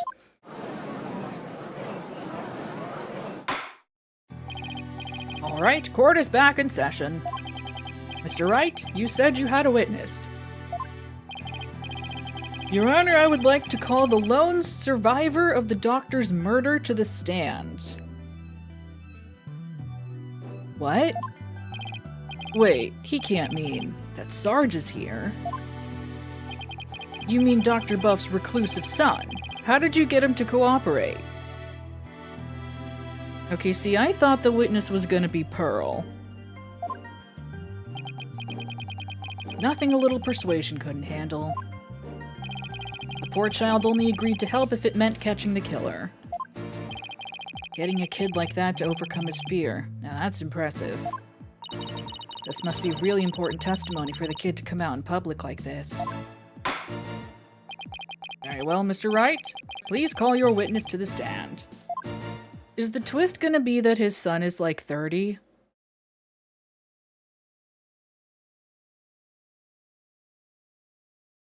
Ah. Never mind. Oh my. Oh no, the helicopter noise. Sergeant Buff, at your service, sir! He's here as the drone. Really? Mr. Wright, what exactly is the meaning of this? Past trauma has rendered it impossible for the witness to venture into public. Leaving home was hard enough, and it seems leaving the witness lobby was just too much. Oh, I see. Well, at least he's in the building. That's a start. But I would still like to continue with the testimony delivered via this drone.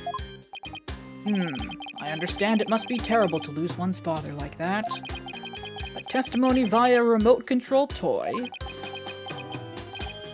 Well, let's take things for a spin and see how it goes. Why not? We've had a radio testify before. Just who's piloting this trial anyway? If I'm an attorney and you're an attorney, who's flying the trial? Bah. The judge sure warmed up the idea fast. I think the phrase you're looking for is gave up. You disappoint me, Corporal Justice, to think I once called you comrade. Also that. Defending the man who killed Papa? That's full-on treason, soldier! I hereby demote you back to private. Corporal? Private? What's he talking about, Apollo? Don't worry about it. It's a long story. Now then, are you ready to testify, youngster? Locked and loaded, sir. Ready to rain lead down upon the perpetrator.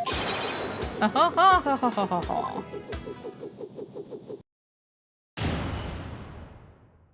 Is it gonna? What happened that evening? It sure is gonna. Hang on, can I? Just for now. It's gonna drive me insane. Papa met with someone the night he died. I didn't have eyes on the ground as I'd already mounted my siege defense, but I did hear him arguing with someone in his study. From my window, I saw the one designated Dats getting ejected from the premises. After that, the man lingered around the perimeter for some time. He must have regrouped and killed my papa in the study later. I just know it. So he was thrown out, but later returned and committed the murder, did he? Yes, Your Honor. So the man my client saw really must have been the fleeing Mr. Arball. Objection! Oh, it was a silent objection. Objection! Right, you backstabbing no-good. I didn't kill no one. It's the enemy. Ready all missiles and fire! Whoa. Capitalist pig, I'll turn you into pork stroganoff. And that's just a taste of my ultimate anti-swine weapon. Whoa, it fires missiles too? Yes, well, the witness is all yours, Mr. Justice. Thanks.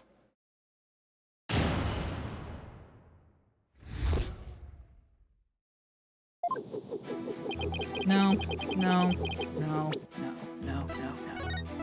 What if we down to there?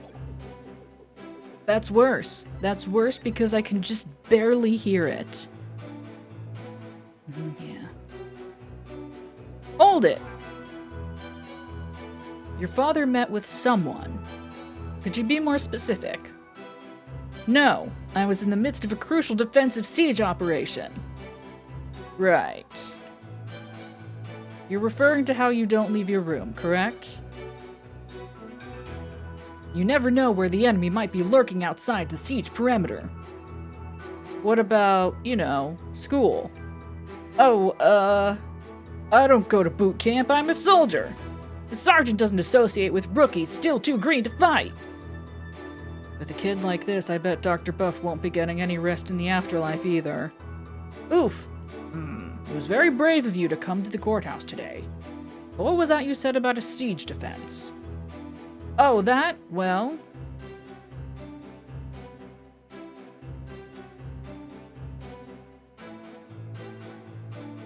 Hold it! Sarge, I've always wondered. Who or what are you battling? That's... classified. Oh, buddy. Even so, it may be relevant to this case. Objection! I don't know if you're the right person to be asking about things like that. What about Athena? That's right! Such matters need to be handled with a certain delicacy. Oh, I guess curiosity got the better of me. You're all talk and no action, soldier! Out on the battlefield, it ain't the number of pretty words in your repertoire, but the number of bullets in your gun belt that counts. Easy for you to say. You're the one with all of them. Would the witness please tell this court what he saw and heard that night? Gosh, it really loses a lot of character when you turn off the sound effects, but I have no regrets because I can't listen to that helicopter noise. I can't do it.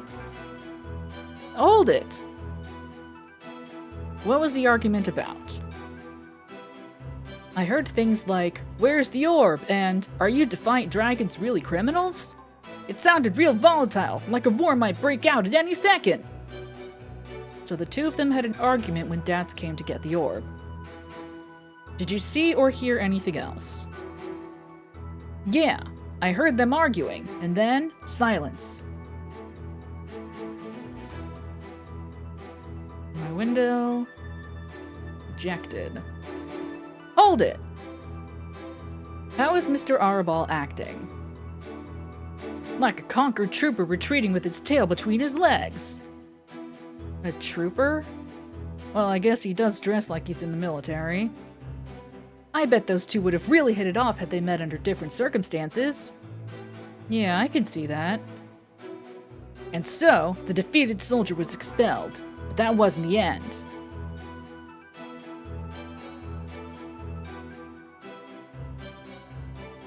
Hold it!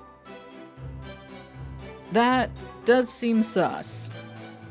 He kept hiding behind trees and telephone poles and stealing glances at our house. Well, he couldn't exactly leave without the orb. Or his luggage, for that matter. I bet he was angry that he'd been kicked out.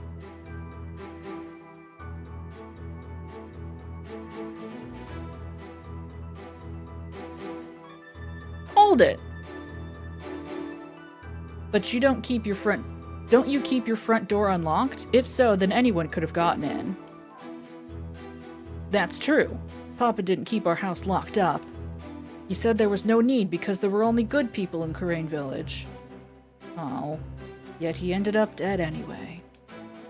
Only a monster could do what they did to my kind, trusting Papa. There will be no mercy. I vow swift and terrible vengeance. I'll carpet bomb the killer with everything in my arsenal. Fire! Bang, bang, bang. While I sympathize with you, witness, you will refrain from firing Gatling guns in this court. Is this fun? I'm doing my own sound effects. I'm having fun. So Sarge saw Dats too. And just when I thought things couldn't get any worse. Wonder why he hung around after being thrown out. I hate to say this, but if Dats is proven to be the killer, we'll lose the orb to the plaintiff. So our only option is to prove the Defiant Dragons had nothing to do with the murder.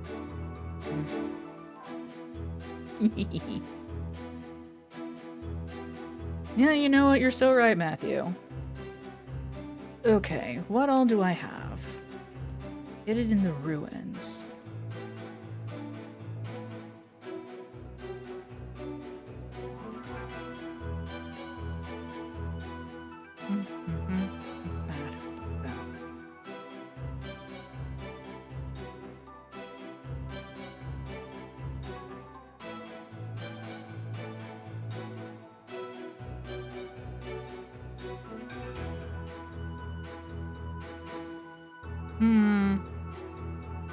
I wonder.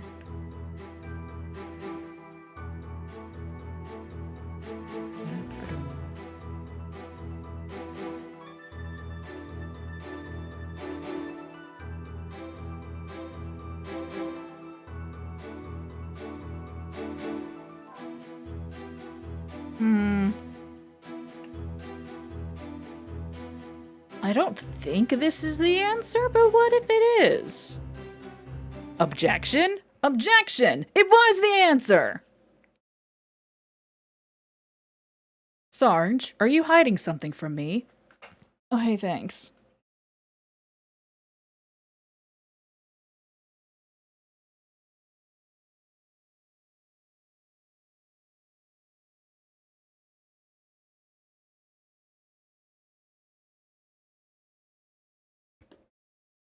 Hey, thanks. I mean, it is almost time. It is almost that time again. Sarge, are you hiding something from me? How dare you question your superior officer like that? You want to get in on this Stroganoff action with Pig Boy over there, soldier? Sorry, but I'm afraid lawyers are missile-proof. What? Would the defense care to explain? It's simple, Your Honor. Just as he is able to see what's happening in court right now, Sarge was able to see what was happening in the study then. With his cherished drone, of course. Ah, now that you mention it. And to think the answer was right before our eyes this whole time. Kaboom! Sarge, you were perfectly capable of patrolling the study that night. So you must have seen something. Ah! I'm hit! What is this strange new weaponry you're using against me? Oh dear. Well, hang on. Now I kind of want to... Hang on.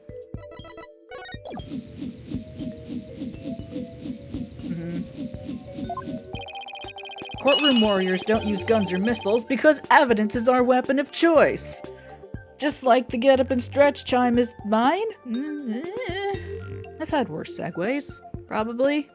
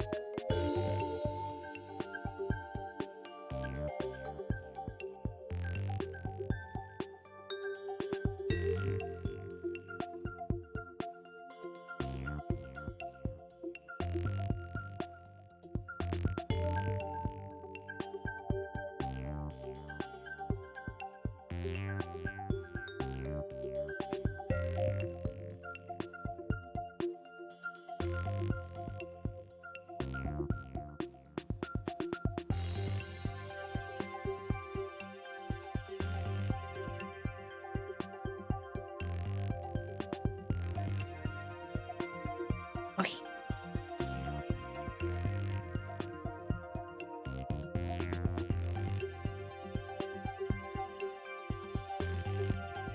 I've decided that I'm turning off the sound effects for the cross-examination with the drone, but I will turn them back on when it is no longer cross-examining.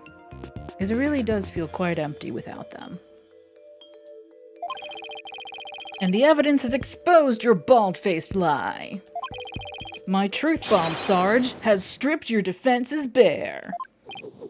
A truth bomb? No! Ah! Mayday, mayday! I'm going down! Oh dear. Oh my, are you alright? Evidence. Never have I seen such fearsome ordnance. Tell it to us straight, Sarge. After all, you want to help your father, don't you? Papa. Yes, you want to find out who killed him, don't you? So please, tell us what you saw that night. It's not what you think. I didn't see anything. I swear. You sure? You seem awfully stressed for someone who didn't see anything.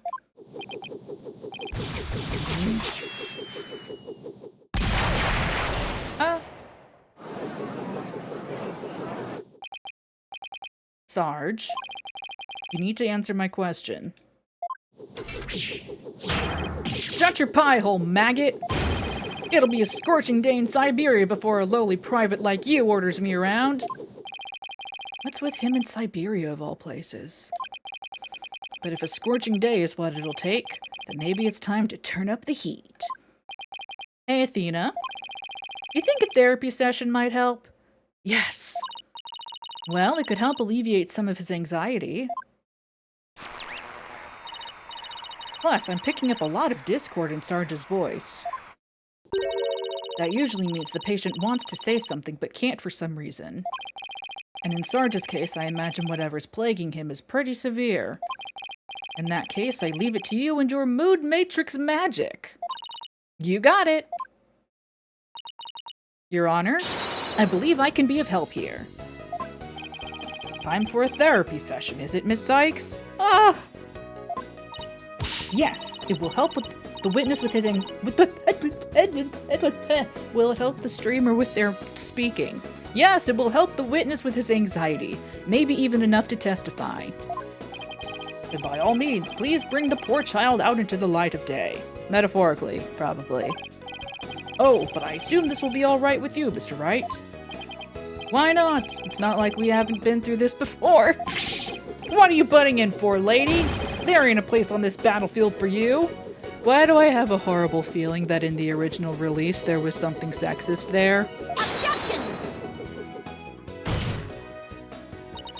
I beg to differ, Sarge. This G.I. Jane's always ready for a fight in the courtroom. And wait until you see what I've got in my arsenal. Analytical psychology. With it, I'm going to blow a big old hole in the armor you've built around your heart.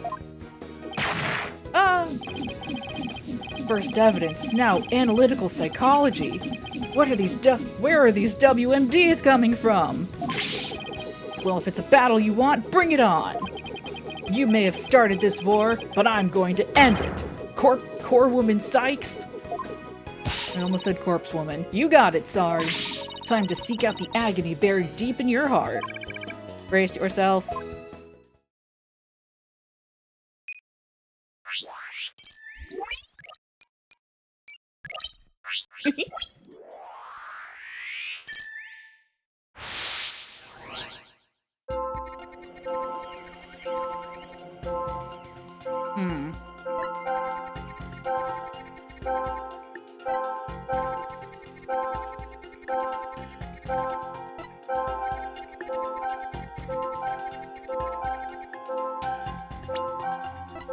Got it!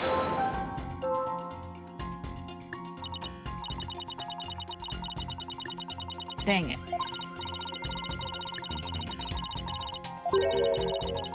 Yeah, I know.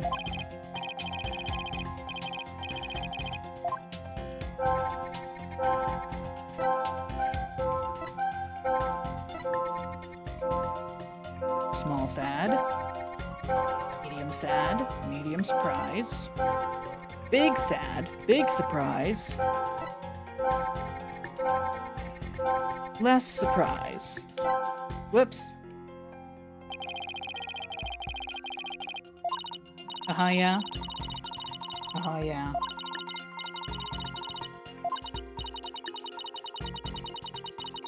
Yeah.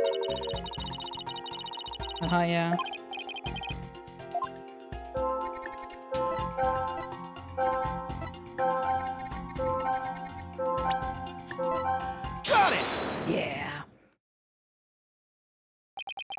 That's strange. You reacted with shock when you discovered your father's body. Yet you weren't nearly as shocked then as when you saw Mr. Arterball. Normally, you'd expect the death of one's father to be much more impactful. Enemy fire! Direct hit! That is strange. I wonder what it could mean. It means that he already knew. Well, we know he wasn't as affected by his father's death as he should have been. And I think I know why. Oh? Sarge, you weren't as shocked at seeing your father's body as seeing Mr. Arball because...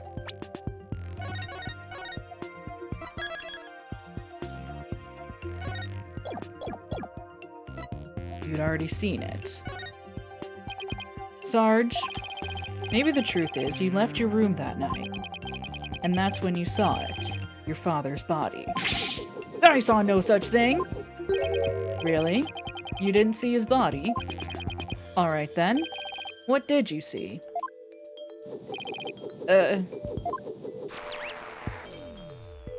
Still pretty noisy. Look, Apollo, we've lost some noise. So just as I suspected, you really did see something. Sarge, please, tell us what you saw.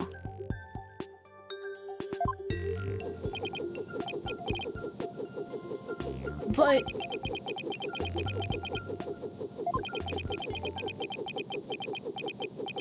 please... the moment I saw it, I couldn't bear it. I couldn't stand till you lose yet another loved one. Huh? Am I missing something here?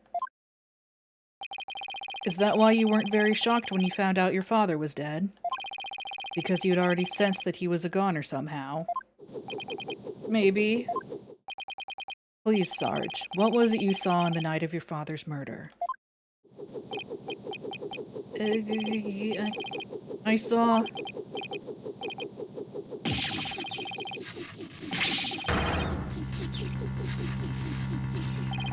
What's happening? I don't like where this is going. What the hell? Eek! Help!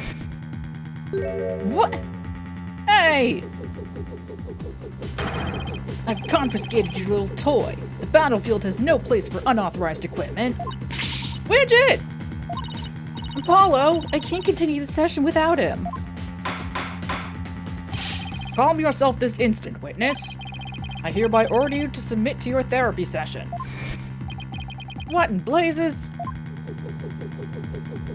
Oh god. He has a weapon. Look at me! I'm judge, jury, and executioner now. I hereby convene a military tribunal. Oh god, he's armed. Even Phoenix is like, ah, shit. Whoa, whoa, this has gone way too far. Bailiff, arrest that drone this instant! Stop resisting! Ah! If you don't come quietly, I'll fire! Give Widget back right. Ah!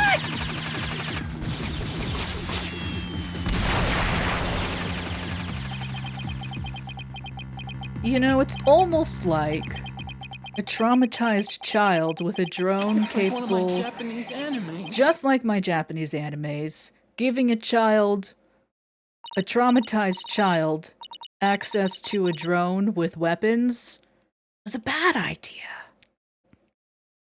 Ugh. Ugh. Finally got him back. Nice work. This witness is truly a handful.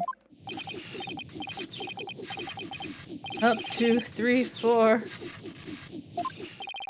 Miss Sykes, what's the witness's current psychological state? Let's see. He's emotionally all over the map. So his out-of-control emotions are in control of him, huh? Does that mean we can calm him down if we can figure out the root cause? Yes, so let's see what we can find. Sarge, can you hear me? Is that you, Core Woman Sykes? I'm here. Now, I want you to take a few deep breaths. Just try to relax. Try it with me. Breathe in. Breathe out. Breathe in. Breathe out. In. Out. In. Out. And now, let your emotions take you where they will. Go on, just let it all out. All forces, attack! That's the least relaxing breathing exercise I've ever seen. Off we go! Yippee!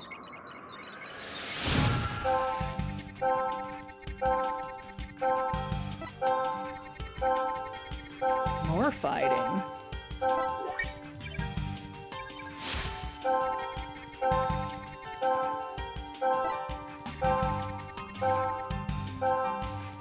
Hmm?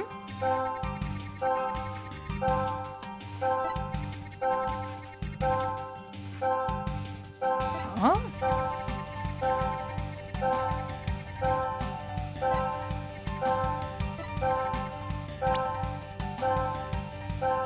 Got it! That's it. Sarge, you were overcome with shock and fear when you saw those flames, weren't you? Oh, right. Yeah, we learned last time that his mom died, rescuing him from a fire. So... Was I? Yes. Just 6 months ago, you and your mother were caught up in an arsonist's blaze. So it's no wonder you would be extremely scared of fire. Yes, that does make sense. And maybe, just maybe, your subconscious fear of fire was what caused you to withdraw from the world. Specifically of fire? Okay. What do you mean, Core Woman Sykes? In the outside world, you were bound to come across all sorts of fire. Candles, cigarettes, heck, even the grill at a diner. Even if it's not that often, just the idea that you might see them grew bigger and bigger until you couldn't shut it out. Yeah, okay, fine. I think you might be onto something. Candles, cigarettes, just thinking about them sends a chill down my spine. Wow, the things I take for granted. Now I see. I was afraid of the fire. Strange, I didn't even realize it myself. About that fire, Sarge, can you tell me what it was burning? Just stay calm and maybe something will come to you. Oh,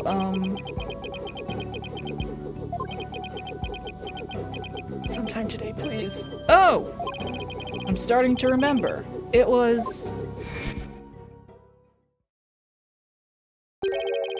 that relic. Yup.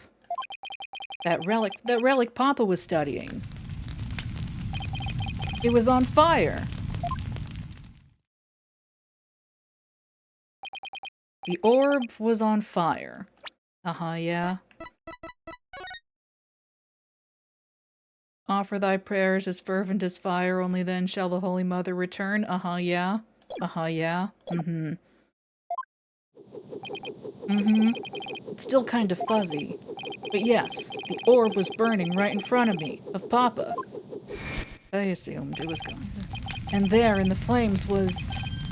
Mama? Yes, now I remember. I saw Mama appear amid the dancing flames. Wait, what? No, that's the trauma, honey. No, that's trauma. Or was it? No, it was... Oh. Something came out of the orb. The Holy Mother. Some kind of something. What's going on here? Maybe it's a memory from the fire that killed his mother. He might be confusing with what really happened when his father died. So let me guess. More therapy? Yup. But this time, it seems there's an inconsistency in his statements. And I think we should be able to prove it with the evidence at hand. I hope this inconsistency is the key. Pointing to proving that the relic really is the Founder's Orb. Happy face.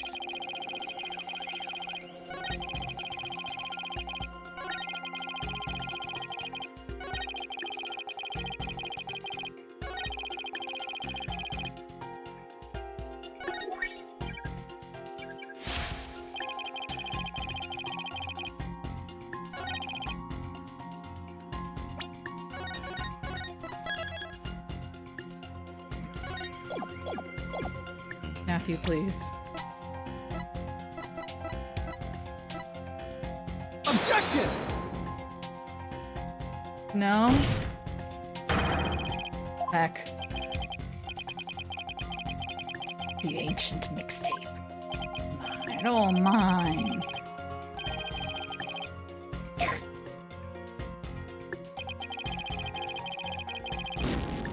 Yeah. Mm-hmm.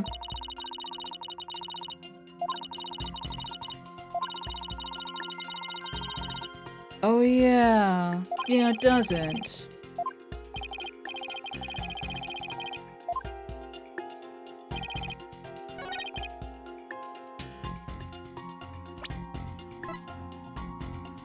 Objection! Yeah, there it is. I was focusing on the wrong thing. Don't blame yourself, Sarge. After all, even if you hadn't passed out, the outcome would have been the same. What do you mean? I'm talking about the time of death. Your father wasn't killed right after you left your room. What? Explain yourself at once, Private Justice! You said you saw your father burning the orb, right? But that night, he went out to hide it in a cave.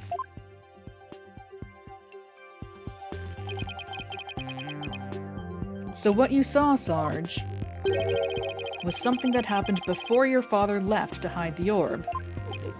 Ah! So you see, you didn't pass out right before he was killed.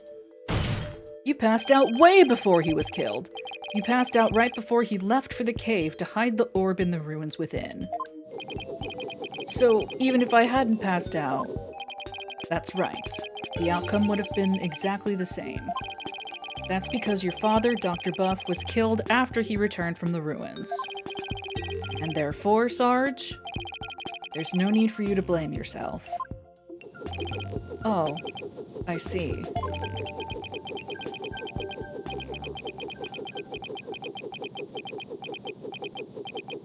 These... Private Justice?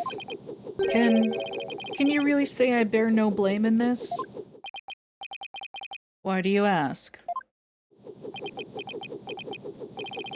Because the truth is, if I hadn't engaged in my siege defense, Papa would still be alive. Sarge, Papa wished nothing more than for me to lead a happy, healthy life. That's why he quit his job and moved us out, away from the big city. But even then, I didn't have the courage to set foot into the outside world. And in the end, I failed to make Papa's wish come true.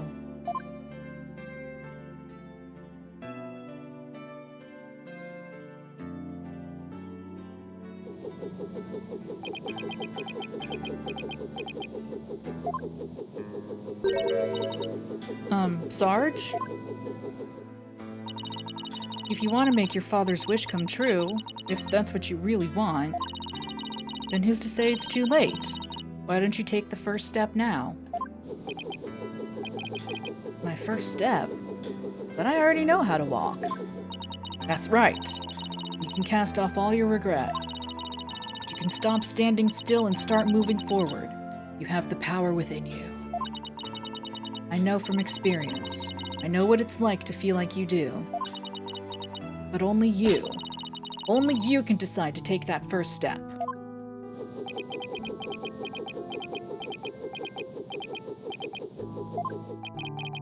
If you don't change your tactics now, Sarge, the victory you seek in the war you're waging will always lie beyond your grasp.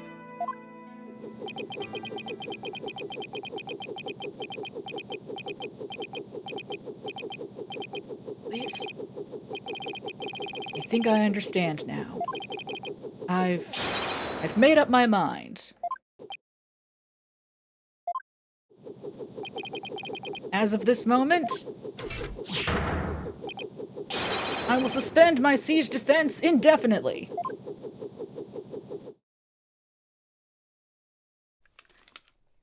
Oh.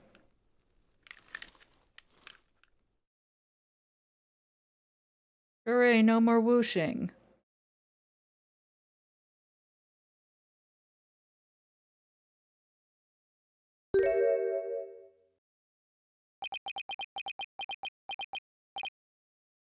Oh, did we all assume that the doctor's child was a boy because of the military thing and the drone? That's cool. That's great. I love that. Thank you. Sergeant Buff, reporting for duty. I thought you were a guy. You're definitely not the gruff drill sergeant I envisioned. Well, my mama was in the Russian army. I was just as shocked, but it certainly explained a few things when I found out, too. I mean, I guess, but that's just a drone. May I introduce to you Miss Army Buff, age 12. Son of a bitch. Yeah, it all pays off. God shit. I was like, oh, Archie Buff is a kind of a peculiar name. Like, yeah, sure, he's an archaeology buff, but I feel like they could have done better. It's all making sense now. Son of a bitch. Miss Army Buff, age 12. Yeah. Look, it says he, his. Harumph. No way. Yes way. How about now? Yep. Ex-Russian military. War has changed.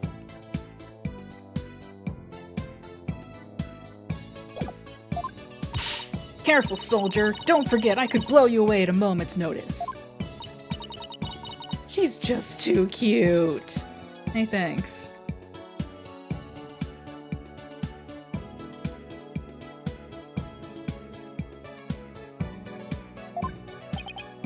So, have you always been in a wheelchair, Sarge? Apollo.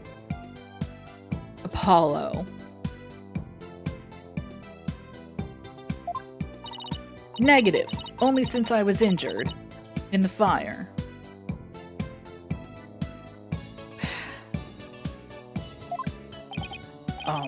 Your voice sounds awfully different from before. Yeah, voice changer.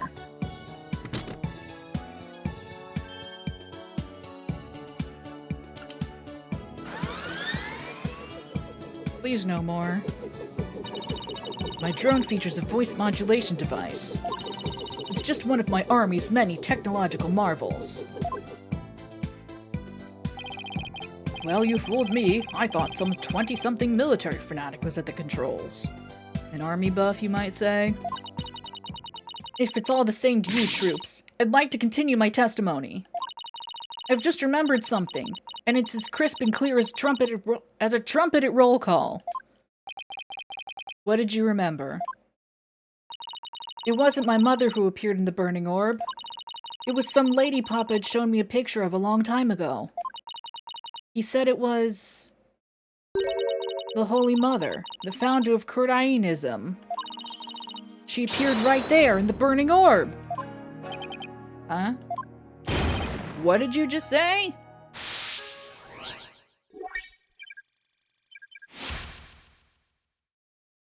Huh. That's a neat trick. Nice. Bye-bye. The Holy Mother of Kurdaism was in the burning orb. What does that even mean? It means we've won! I have a bad feeling about this. Could it be? Could this explain what Sarge means by the Holy Mother appearing in the burning orb? That thing I tried to say earlier! Take that! Dr. Buff's research notes. What do they have to do with this? Do I need to point to it?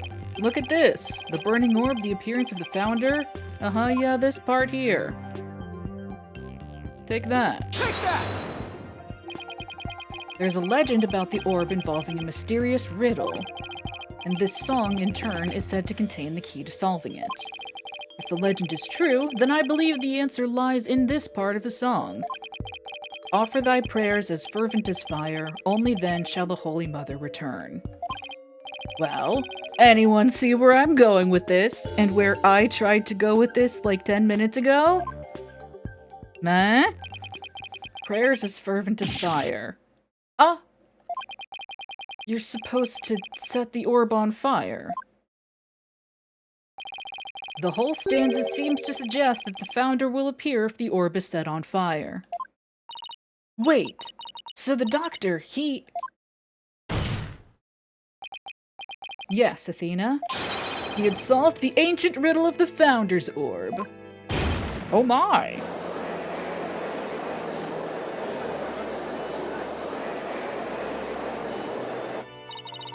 Papa was a great archaeologist, so I believe in him, and I want to believe he achieved his longtime dream of solving that riddle before he died. Well, we won't know for sure until we try it for ourselves. Yes, do it, Private Justice, please. I want to see what Papa was searching for with my own eyes. The plaintiff must object to this. Objection! The plaintiff will stand down and be quiet. Objection! You don't have the right to set a precious relic like that on fire. Objection! It's made of metal, it'll be fine. Oh, but I do. All I needed was Sarge's permission. Since we still don't know if this treasure is the Founder's Orb or the Crystal of Ami-Fae, any ownership rights the Doctor had now belong to his daughter. Therefore, you have absolutely no right to stop us. Very well, Mr. Justice. I never thought I'd be saying this, but you may burn the evidence!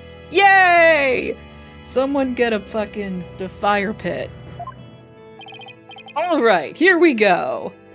Oh, I guess we're just immediately confronting Sarge's Sarge's fear of fire. We're just gonna charge right in, huh? Okay, sure.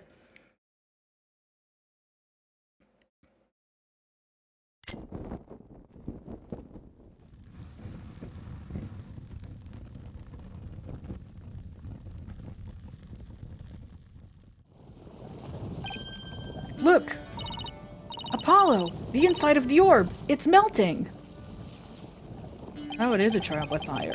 There's something in there. And she has a face. Ah! Dirk, isn't she? Her garb leaves no room for doubt. It's the Founder herself. Face and all. I don't understand.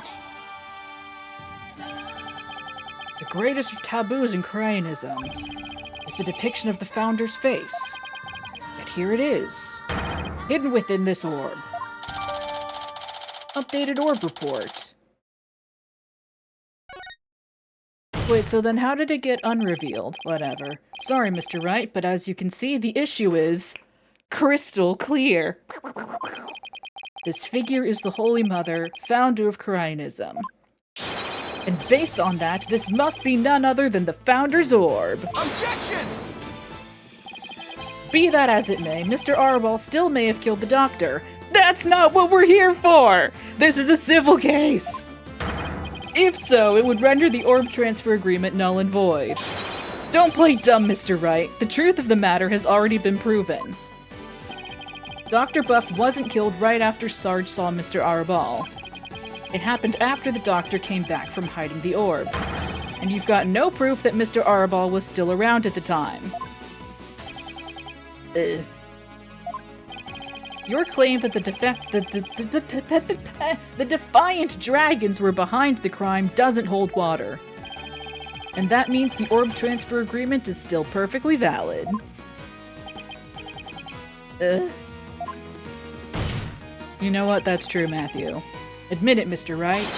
I just burned your whole case to the ground! No!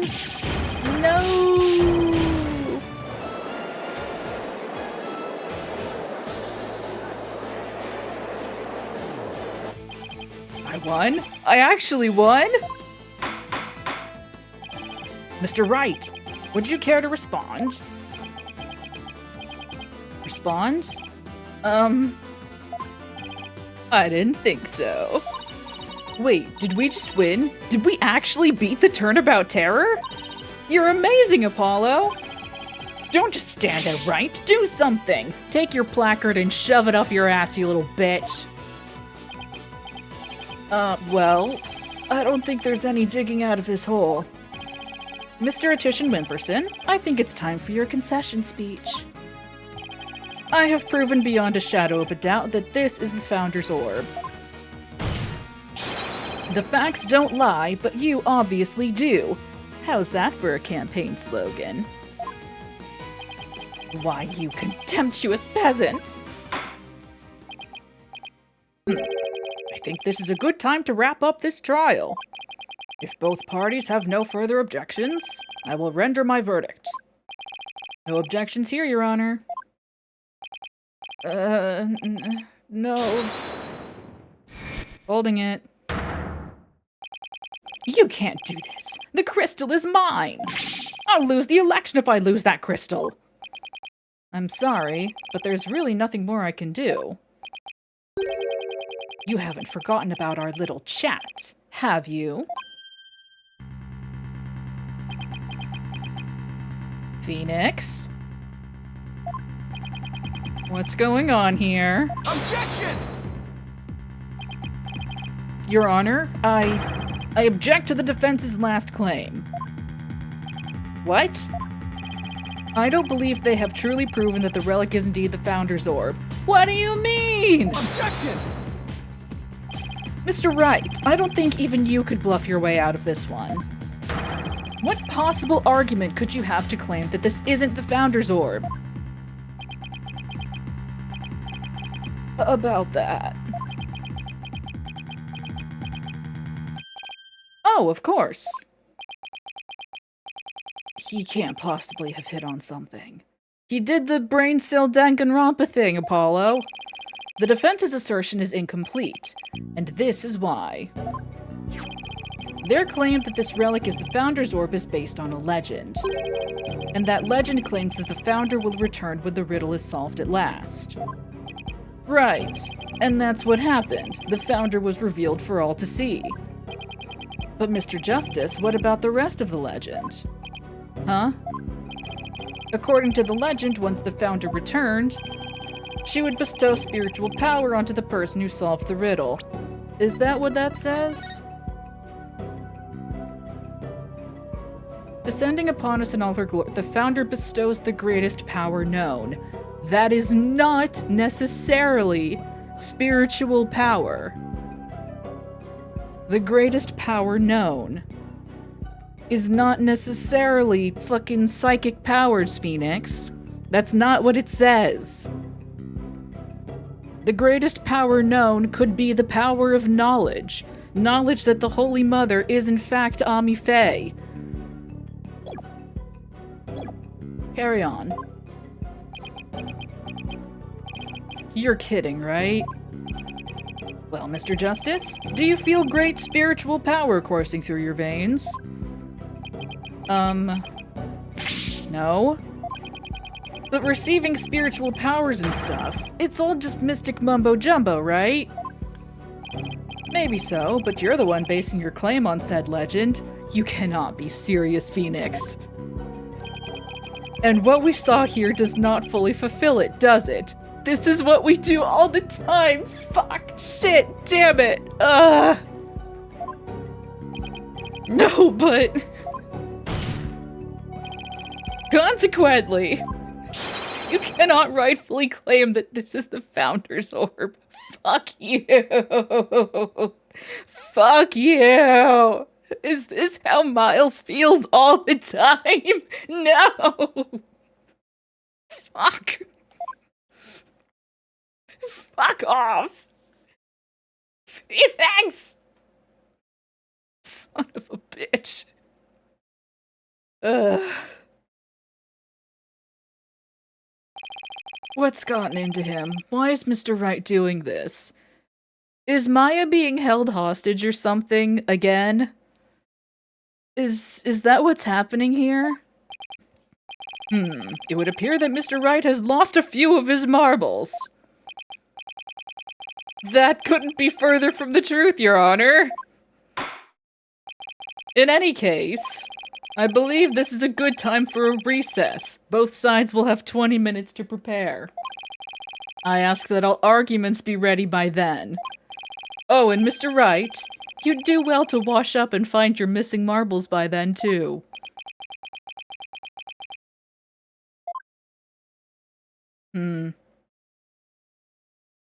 I suspect that Maya has been kidnapped and held hostage.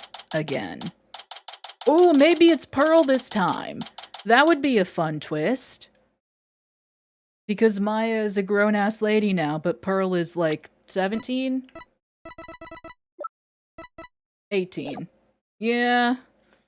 She's small enough to be kidnapped fairly easily. Anyway, I will take a recess myself and refill my water and such. Have fun. In the silence of the void.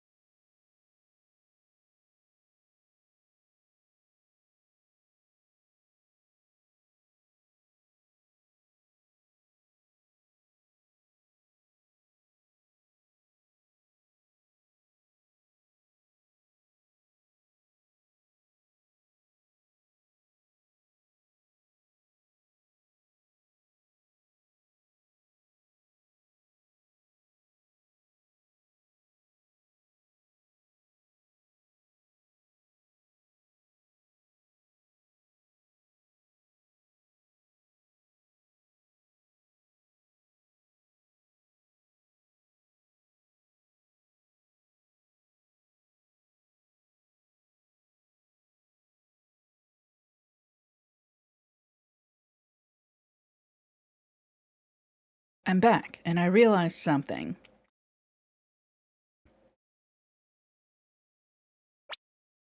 I realized. That's really neat.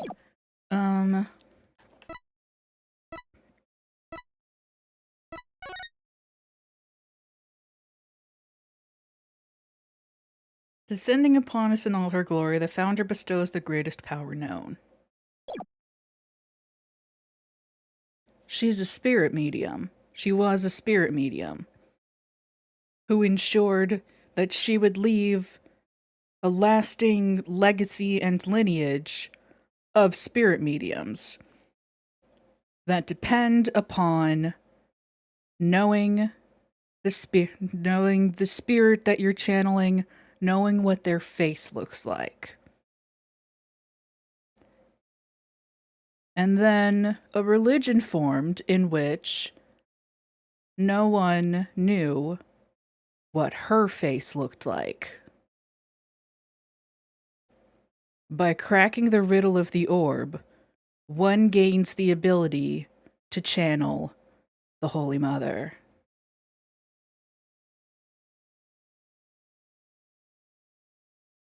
That's the greatest power known. Awfully self-centered of her, but eh.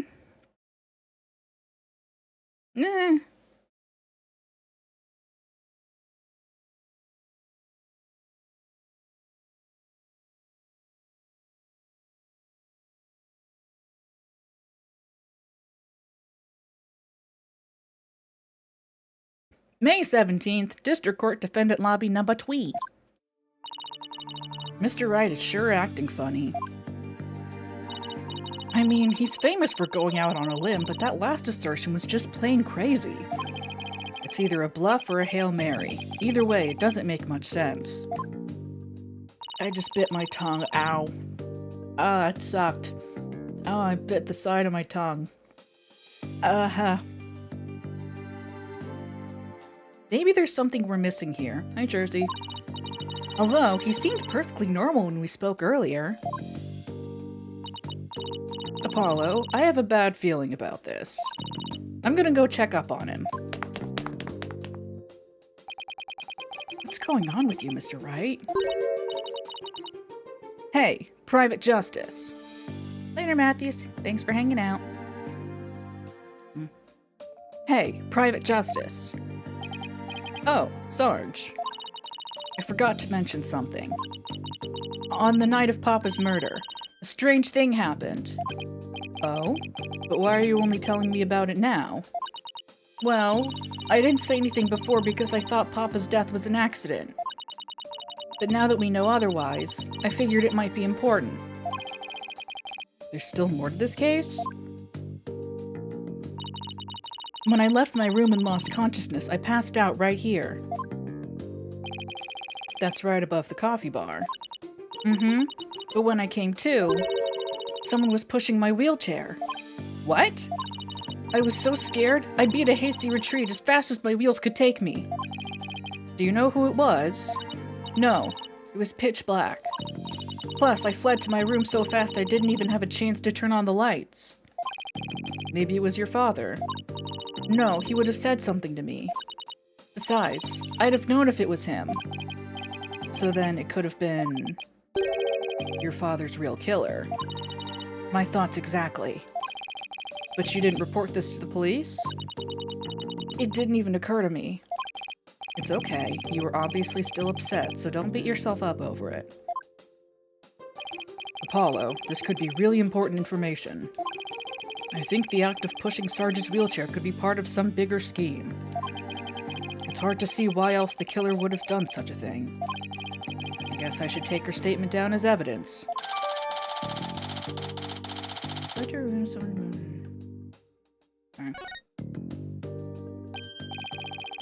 Oh, welcome back, Athena. Let me just look at this.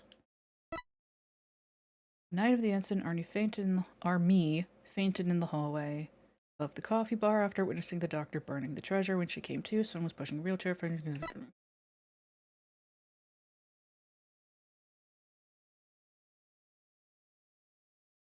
Oh, I see. I was reading the diagram wrong. I thought she was facing away from the study, but I see now those are the handles. Gotcha. Okay, yeah. You know, that does also explain why there's an elevator, as well as stairs. Welcome back, Athena. Hmm? What's with the long face? How'd it go with Mr. Wright? What should I... Athena? Oops, sorry. Zoned out there for a sec. The recess is almost over, so let's go! What was that all about? Someone is definitely being held hostage. May 17th. District Court. Courtroom number 6.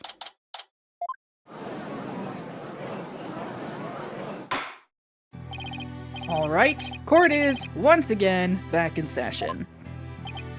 Now, Mr. Wright, about that last objection you raised. We, the plaintiffs, still believe that the defense has yet to sufficiently prove its case. They claim that, according to legend, the Founder's Orb would bestow spiritual power, not what it says. Yet the relic in question has failed to do so, therefore it has failed its own test. I see. He's sticking with that ridiculous argument. Furthermore, even if it is the Founder's Orb, it can't be awarded to the Defiant Dragons. After all, they were the ones who killed Dr. Buff. Objection! What are you talking about? That was already proven to be false. There are no grounds for asserting that the Defiant Dragons murdered the Doctor. Oh, but I'm afraid there are, Mr. Justice. Your Honor, I would like to present new testimony to this court. Testimony that will show that Dot's Utterball did in fact kill Dr. Buff. What?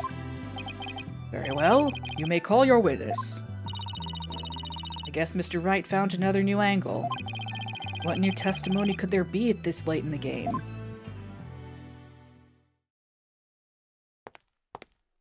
Oh, God. Shove your placard up your ass. Fellow citizens, it is I, politician, the man. Jeez, not him again. My client divulged new information to me during the recess. He remembered something he saw, you see. Something crucial to this case. How very convenient.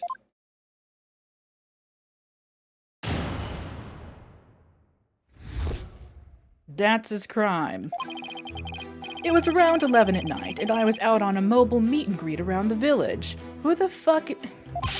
That's when I saw Dr. Buff being murdered from outside his study window. Mr. Arabal snuck up from behind and struck him on the head. His weapon of choice? A suitcase. A big, strong man like him could easily swing a heavy suitcase into someone's head. Bruh. You saw the murder as it happened, and you conveniently neglected to mention this until now, when it's the most convenient for you. That's nice. And you're just telling us now because... I saved the best for last. It's a tactic known to all the political greats. The murder weapon was a complete mystery, but my client's eyewitness account has finally brought it into the light. Can we test the suitcase for blood? It would probably have some kind of dent on it. Well, I don't remember. Was the suitcase, like, really, like, heavy-duty metal or something? Because unless it was, I would think that there would be some kind of, like, impact on the suitcase itself. I know what to say. Fuck this guy.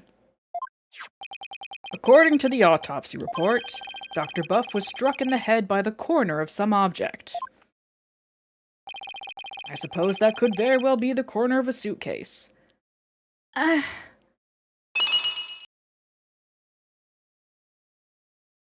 See, corner implies, to me, something like a pointed corner, not a rounded one. Whatever, get up and stretch. Ugh.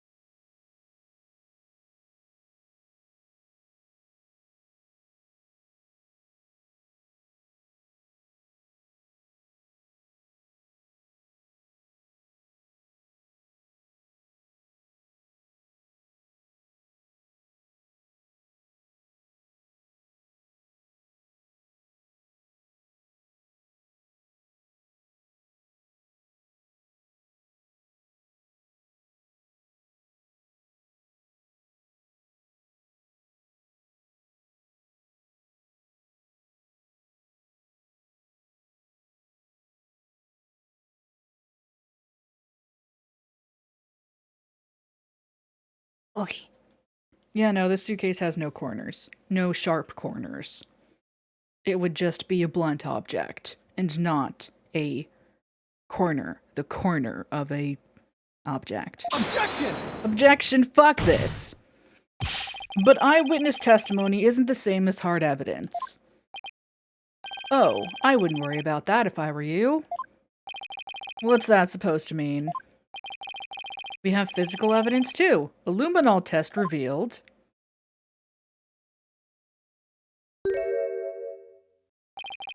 the doctor's blood on Mr. Arabal's suitcase. Great. Really? But how does that prove Mr. Arbal used it as a weapon? Objection! You should know the answer to that, Mr. Justice. Since you know as well as I that the suitcase is covered in his fingerprints. Yeah, because it's his suitcase. Ah. I forgot we dusted it right in front of Emma. That doesn't prove that he used it as a weapon. Turnabout terror strikes again. This is quite convincing testimony and evidence. Nevertheless, you may proceed with your cross-examination, Mr. Justice. Later, Fluffy. Thanks for hanging out. Boom, boom. Gonna shove this placard up his ass.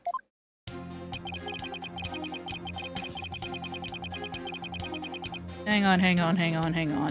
Hold it! Tell me who the fuck is meeting and greeting at 11 p.m. You were on a so-called mobile meet and greet at 11 at night. That's right. It's the perfect time because everyone's at home. And they're asleep. You should have seen how the villagers' eyes teared up when they heard what I had to say. With tears of frustration, no doubt. You weren't riding around in your palanquin. That's right. Some village idiot reported me to the police. I've been banned from using it after dark. No wonder, what with all the noise he makes. So what exactly did you see then?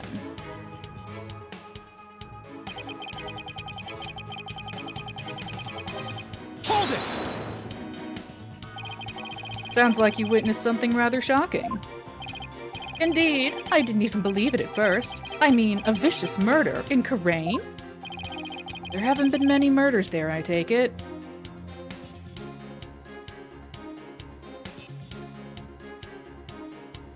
Looks meaningfully at original trilogy.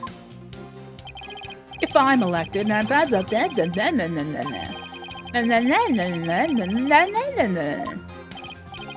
good luck with that. Mr. Attrition Wimperson, please tell the court what you saw at the scene of the crime.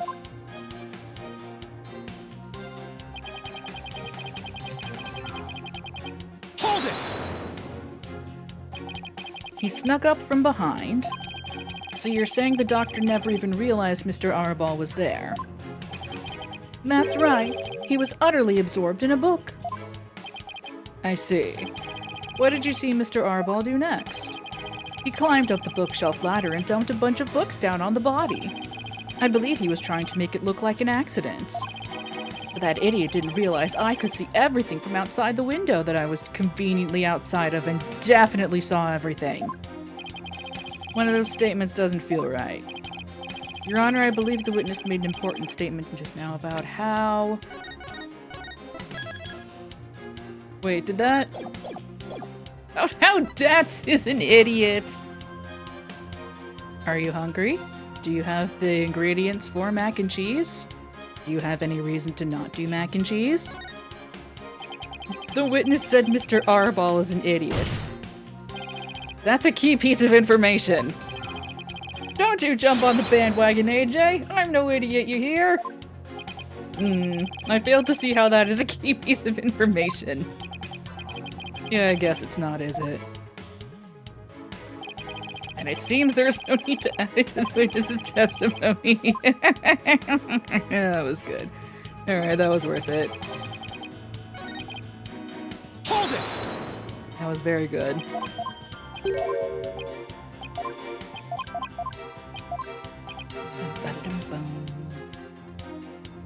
How the doctor was reading a book. Hang on. Hang on, hang on, hang on, hang on, hang on.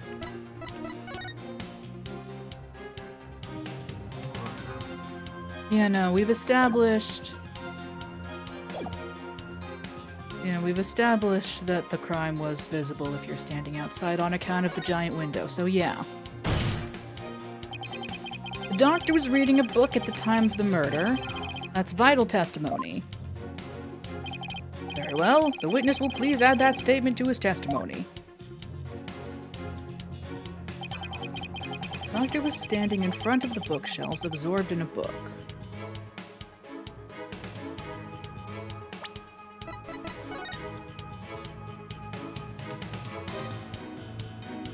He would have fallen forward, right? Is that where we're going with this? That he would have fallen forward?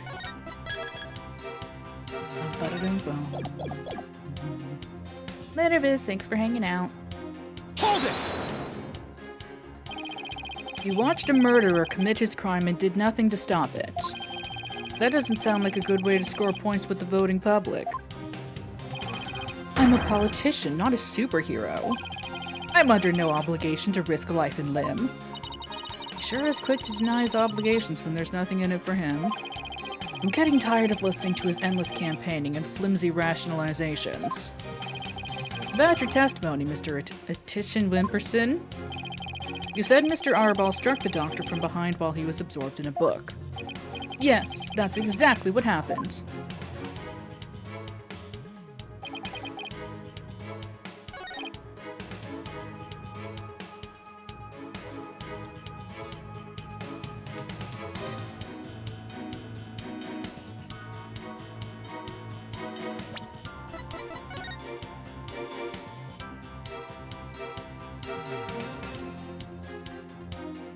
Also, where's the blood stain?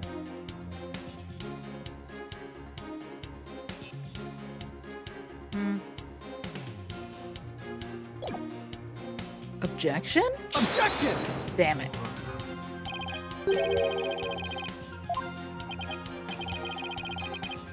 Heck.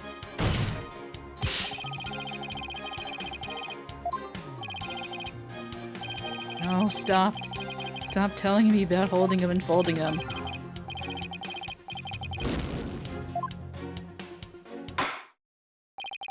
That's enough. I see no need to further prolong this trial. The Defiant Dragons have failed to sufficiently show their right to the item in question. Therefore, ownership is hereby awarded to the plaintiff, Mr. Politician. Oh. That creep politician stole the Founder's Orb right out of our hands. The dream of revolution in the kingdom of Krain died that day, and we returned to our daily lives. As for my relationship with Mr. Wright, the word awkward comes to mind. Let's just say it was never really the same.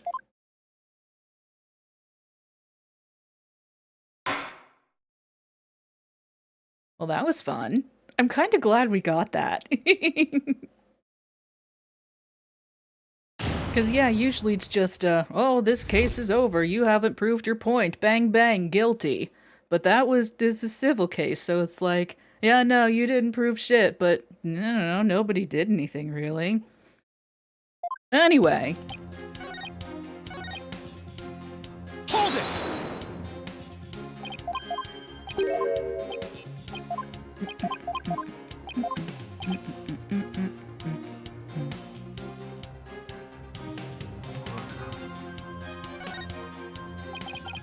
If the crime was visible through the window, that's earth-shattering testimony? Oh! Because Army said it was pitch black. Is it? Sounds like a rather obvious fact. Oh. Never mind. Fuck me, I guess. Never mind. Hold it! Alright. Illusion of choice. Thanks.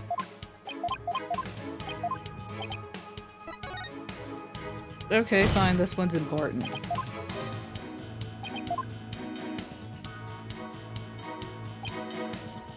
Okay. Bum, ba-da-dum, bum.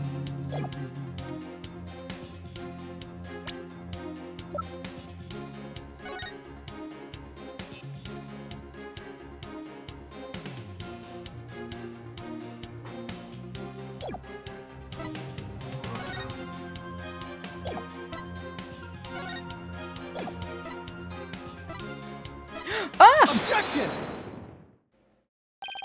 The doctor was standing in front of the bookshelves absorbed in a book, you say? I'm sorry, but it seems your testimony is completely unreliable.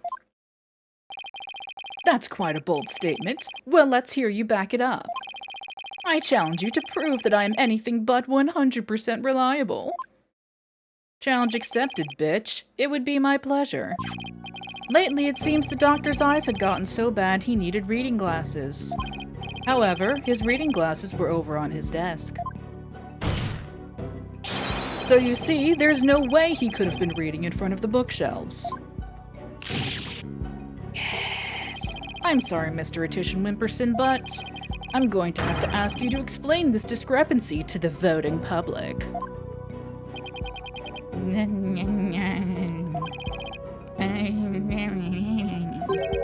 You what? I'll explain it, you lowly cur. I simply made a mistake, you see. The doctor was actually sitting at his desk when Mr. Arball hit him over the head. Dude. 1. Blocked from the window. 2. His back was to the wall. Bruh. But then the doctor would have been facing him. Surely he would have seen him and tried to run. Dr. Buff was nodding off. I could tell because his eyes were closed and he wasn't moving. Sounds more like what you would do. Then how do you explain the fact that he was struck in the back of the head? Isn't that something that should be impossible from the front of the desk? Oh, about that. He bowed his head when he nodded off. That's when he was clobbered. So that's what you saw. Well, Mr. Justice, that sounds like a perfectly reasonable explanation to me. Yes, I do. Yes, huge problem. There is a problem. A very big problem. The witness's statement doesn't hold up under the slightest bit of scrutiny. Is that so? Can we please show this court what evidence you have to justify this? Gladly, Your Honor. The goddamn floor plan. Fuck you. Take that! A diagram of the study. Mr. Attition Wimperson allegedly viewed the murder from here. And the doctor was allegedly nodding off here. But from his vantage point, the bookcase would have blocked the witness's line of sight. Why, yes, I believe you're right. But... Objection! The fact remains my client knew that the suitcase was the murder weapon. I wonder why. So he definitely has first-hand knowledge of the crime scene. Oh, Phoenix, are you being sneaky or stupid? Phoenix, darling, are you being sneaky or stupid?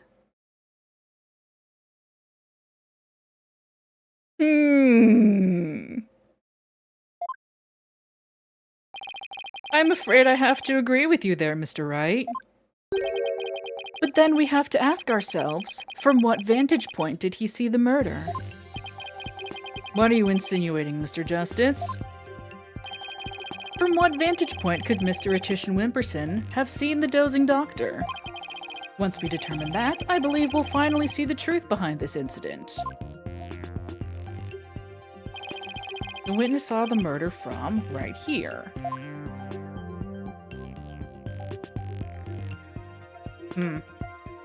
That wasn't me, by the way. I think my control stick is drifting. That's nice. I love that. I mean...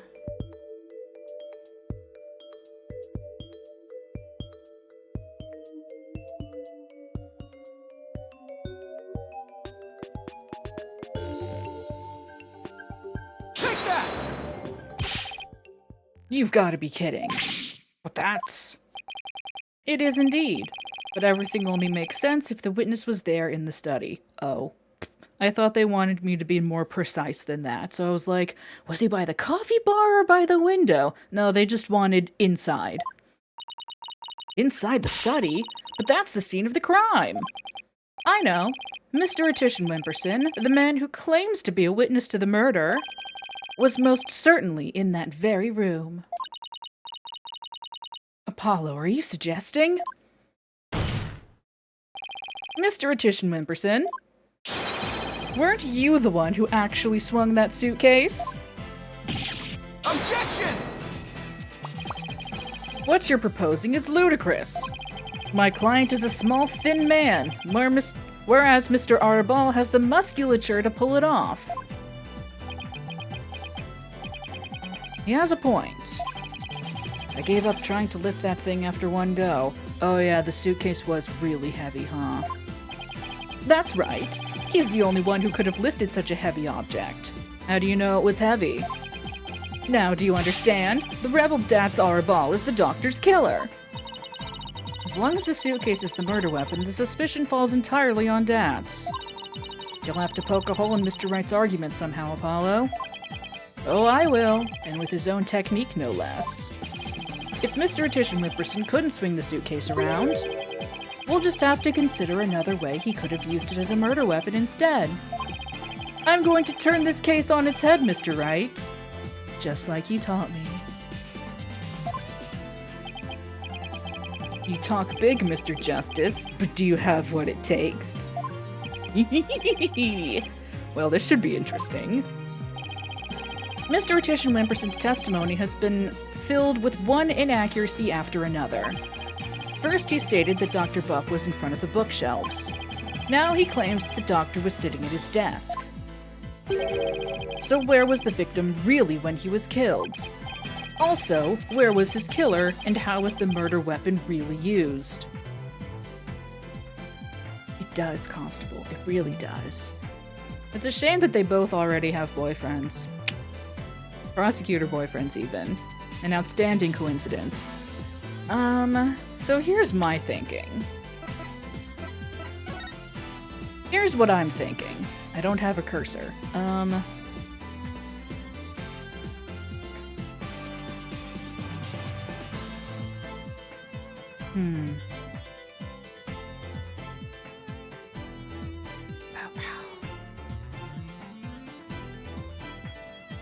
I'm thinking that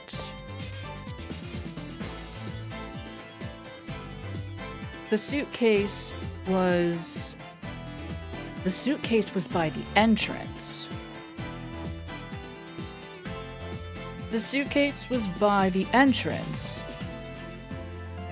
Because why would he have brought it all the way into the study when he could just leave it by the door? And so,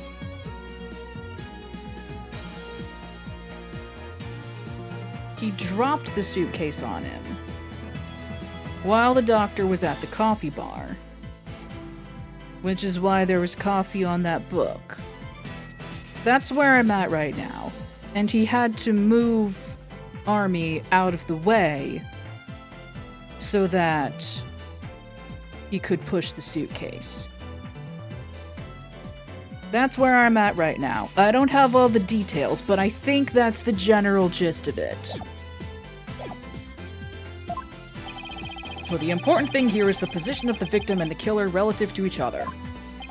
Yes, Your Honor. If they are positioned in a certain way, it would be possible to use the suitcase as a weapon without lifting a finger. You can't mean. I would ask the court to recall the study's layout. It's quite distinctive, as you can see. Yeah, and there's the suitcase right there, by the coffee bar. Yup. Now, if Dr. Buff was sitting in a certain spot and his killer was at a certain other spot, the suitcase would become a weapon anyone could use. Very well, Mr. Justice. Where was Dr. Buff's killer at the time of the crime? Right about here. It bent. Take that! There? Oh, that's This should wrap things up nice and pretty for you, Mr. Wright. I would ask the court to recall the study's layout, as I said 5 seconds ago. But this time, instead of thinking in 2 dimensions, let's think in 3. Only then can we clearly see the killer's method at work. In 3D! No. The killer didn't have to swing the suitcase. If he used gravity to his advantage, that is. God, the way they simplified the shape of that statue is really good. That makes me very happy. That's right. It was the plaintiff, one Paul Athena Wimperson, who used the suitcase. He pushed it from the 2nd floor and sent it hurtling down onto Dr. Buff, who was sitting at the coffee bar. The problem here is that they're making the suitcase in this diagram look sharp. Whatever, it's fine. The psychology book had been at the coffee bar, no doubt.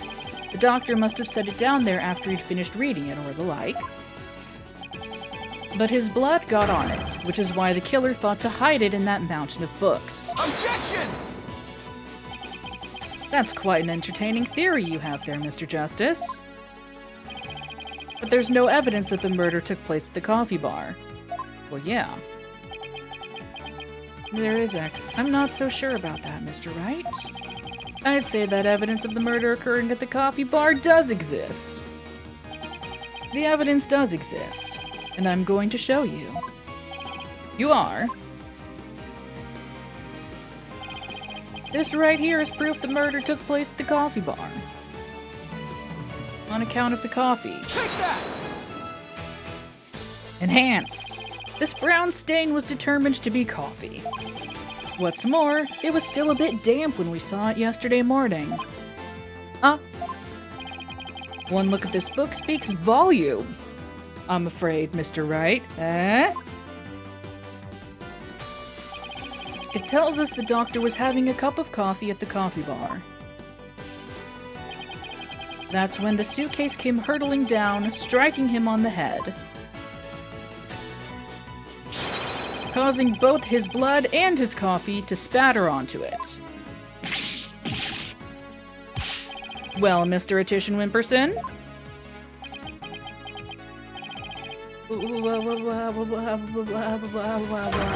What motive could I possibly have had to kill Dr. Buff? And there it is, that final excuse cornered killers are so fond of. Well, the doctor never returned your crystal to you, did he? Instead, he hid it in the cave ruins. Telling him that the Defiant Dragons were a dangerous bunch was a huge blunder. All it did was make him hide the orb. Your lie came back to bite you in the end.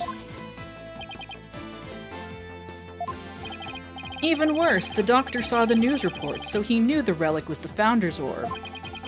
Being the conscientious researcher he was, he knew he had to return it to its rightful place. And that meant keeping it out of your hands.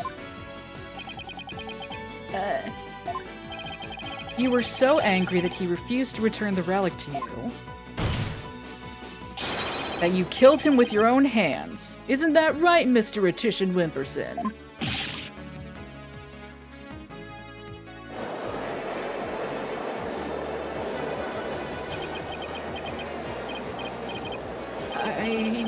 That is... Hold it! What is it now? Apollo. Don't. Please don't accuse my client of murder. Huh? What do you mean, don't accuse him? Why would you even say that, Mr. Wright? What I meant was, he's a promising politician with a bright future ahead of him. It's in our nation's best interest to avoid burdening him with the taint of scandal. Oh, Phoenix, you poor thing.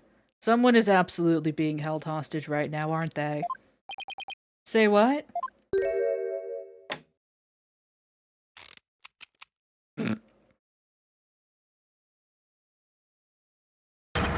Right!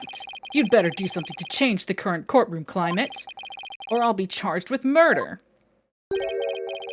And you know what will happen to her if that happens. Yeah. Second verse, same as the first. What's he talking about? Well, I can ponder that later. For now, Mr. Wright, you can't possibly believe that Mr. Arabal is the killer. Are you really going to send an innocent man to prison? I thought you were better than that. Well, Mr. Wright, answer me. Yeah, there it is. Not like this. Mr. Wright? What in the world's going on here? If you won't say anything, then... Mr. Retishan Wimperson, the defense hereby... Apollo, wait! Not you two, Athena. It's just, I wasn't sure whether I should say anything, but... During that last recess, when I went to check on Mr. Wright, I overheard something I shouldn't have.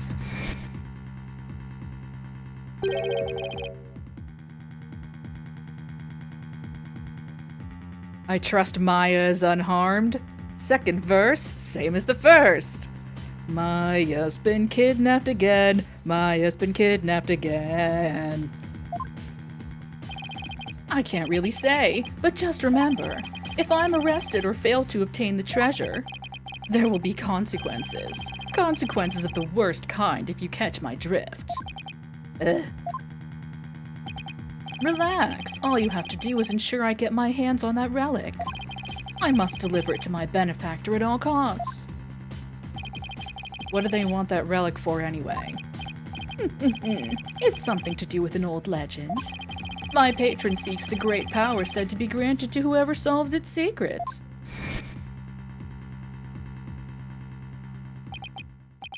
Maya? As in Maya Fey? Yes, the boss's legendary former assistant. She's legendary now. All good for her. Miss Fey's being held hostage. Again, so it seems. Why didn't you tell me as soon as you heard this? Sorry, it's just Mr. Wright spotted me before I could slip away. It made me promise not to tell you. He said it would make things more difficult if you found out. Ugh, as if things weren't already hard enough. So that's why Mr. Wright was acting so strange. I had no idea. This must have been excruciating for him. Think, Justice. There's got to be something you can do. Mr. Justice, about that last statement of yours. Yeah, give me a sec. I believe you were in the middle of accusing the plaintiff of murdering Dr. Buff. Would you care to continue? I'm sorry, Apollo. I'm really, really sorry. What's gotten into you two?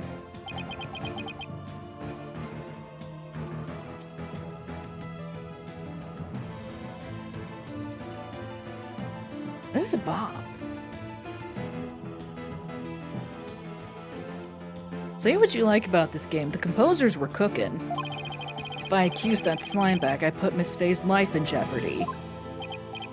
It seems you finally caught on. I'm far too important to be accused of murder. After all, our nation's future rests squarely on my shoulders. Either I give up or...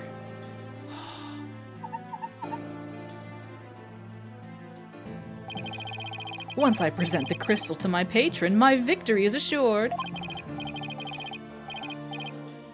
Then one day I'll become president, and then king! That's not how that works. I'll have every politician at my command. Now retract your accusation. I can't kowtow to him, but the defense would like to retract the previous Objection! Dad?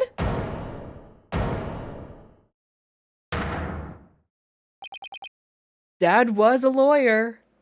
Oh. It really is. Apollo. Dirk?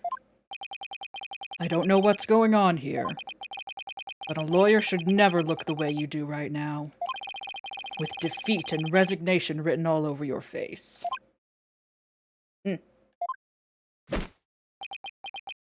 Say the thing. A dragon never yields. Yeah! Even when wounded, a dragon bites down hard and never lets go till its dying breath. It glares, it roars, and it latches its jaws firmly onto its prey till the bitter end. That's what lawyers do to get to the truth. Dirk, dragon never yields. He's right. It's all over if I give up now. If Mr. Wright's hands are tied, it's up to me to do what must be done. He's saved my neck so many times. Now, it's my turn to save his. Thanks, Dad. Dirk, thanks for that wake-up call. Now that's the face of a lawyer you've got there, son. Where there's a will, there's a way. And I'm going to find the way to save Miss Fay and see that justice is served. Go, brain cell!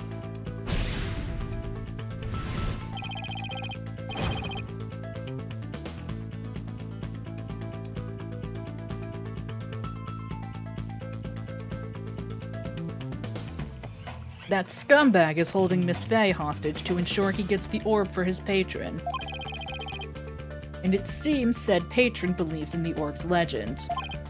Thing is, the founder did appear when the orb was exposed to fire, just as the legend said.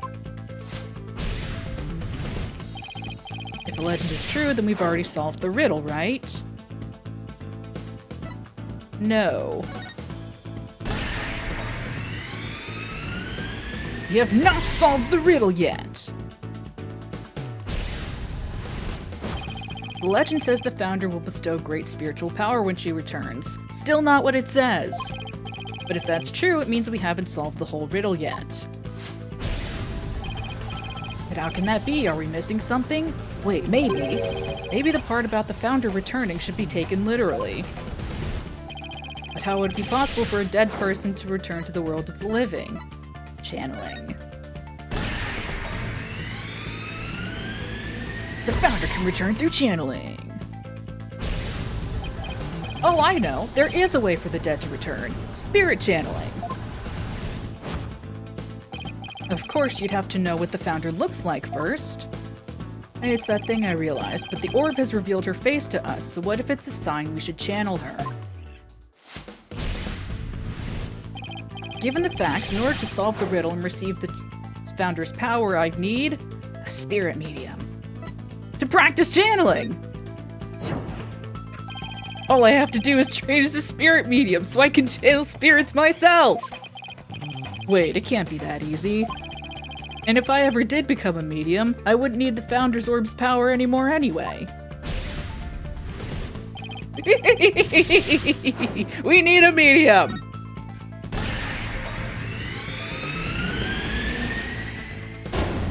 A medium is needed to obtain the power. The ability of a medium to channel spirits is the final key to unlocking the orb's secret. That means Mr. Attition Wimperson's patron will need one too. And once that slimy politician realizes that, he won't be able to lay a finger on Miss Fay.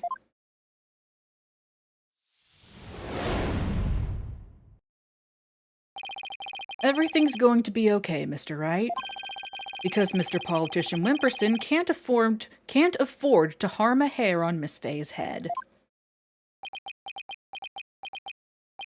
Huh? Mr. Attition Wimperson? It seems you've chosen the wrong person to take hostage. What do you mean? Your patron seeks to solve the orb's riddle, and thereby receive great spiritual power. However, only Maya Fey can truly give them what they really want. She can? What do you mean, only Maya Fey?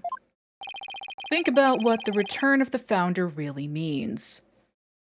See, I figured this out by myself, and now I feel very cool that that was the big final thing. We should have considered it more literally.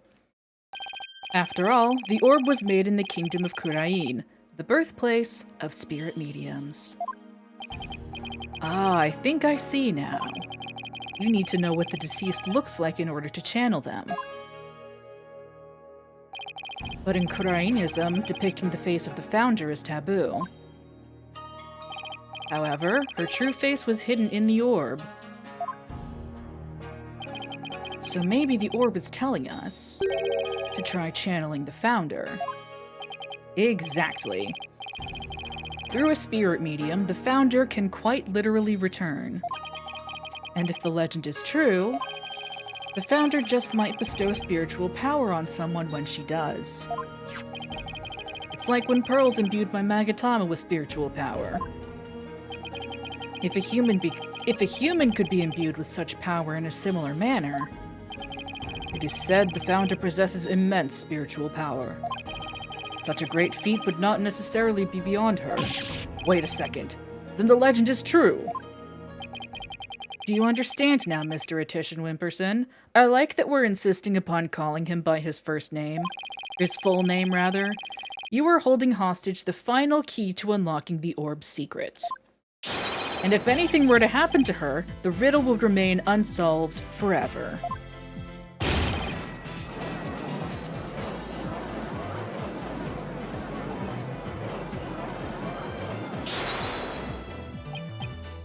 There's always Pearl Faye. I could simply ask her to help. Do you really think she would?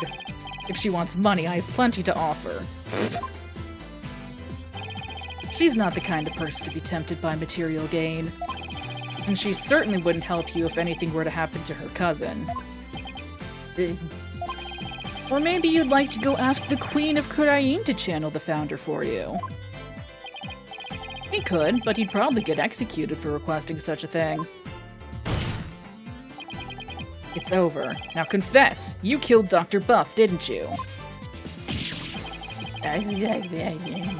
It wasn't supposed to end this way.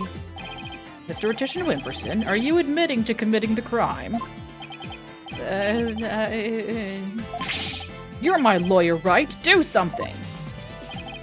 It's true that I'm your lawyer, and as such, it's my job to defend you. However, defending my client isn't the only duty a lawyer has. There's something else that's equally as important. And that is finding the truth. What? Mr. Attition Wimperson, you have sought to twist the truth in the dirtiest of ways. I was complicit in your hostage-taking, but in a way, I was being held hostage too. Even so, there's still hope for me to make things right. And I owe it all to you, Apollo. Yes. Me? Mr. Wright? Oh. I can't allow a murderer to walk away scot-free. Therefore, Mr. Attition Wimperson, I must resign as your attorney.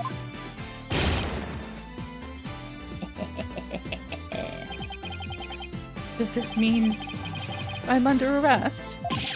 No! Shove the placard up his ass. Shove the placard up his ass. Shove the placard up his ass.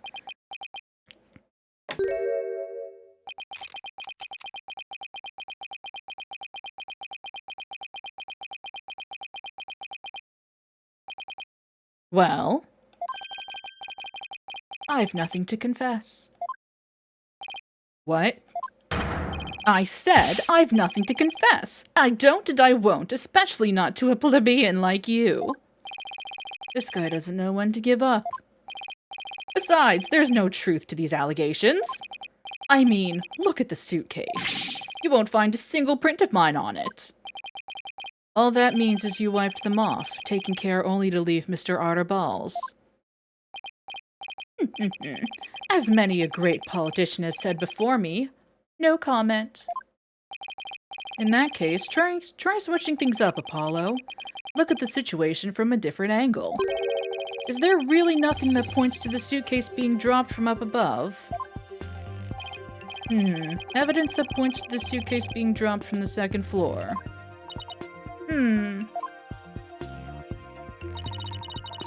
Yep, If the killer pushed the suitcase from the second floor hallway over the coffee bar, that would place him right around here. Ah, maybe, just maybe. Thought of something, Apollo? I believe this piece of evidence to be connected to the dropping of the suitcase. Take that! That appears to be a statement, but how is that related to this case? Did you read the statement, Your Honor? Oh, I see. Oh, I have to read it. On the night of the murder, Your Honor, Miss Army Buff physically left her room. That's when she saw the doctor burning the orb and subsequently passed out. Right above the coffee bar. But with her there in her wheelchair, the killer wouldn't have been able to drop the suitcase down onto the doctor. Good point! Thanks, Noladad. However, according to Sarge, she woke up just as someone was trying to move her in her wheelchair. Ah. Flashback to 5 seconds ago.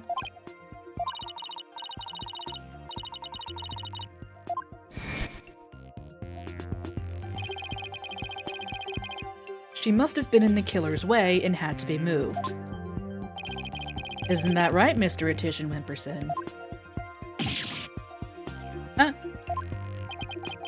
And if the killer had pushed the wheelchair with his bare hands, we may yet find the conclusive evidence we need. Exactly. Fortunately for us, that evidence slipped right through the killer's fingers and has been perfectly preserved. If only he'd been able to hold on to it just a little tighter. But now he is neither able to discard nor alter it. Honestly, that piece of evidence wasn't even supposed to be here in this courtroom today. And yet, it looks like sometimes things do get better. This wasn't supposed to happen.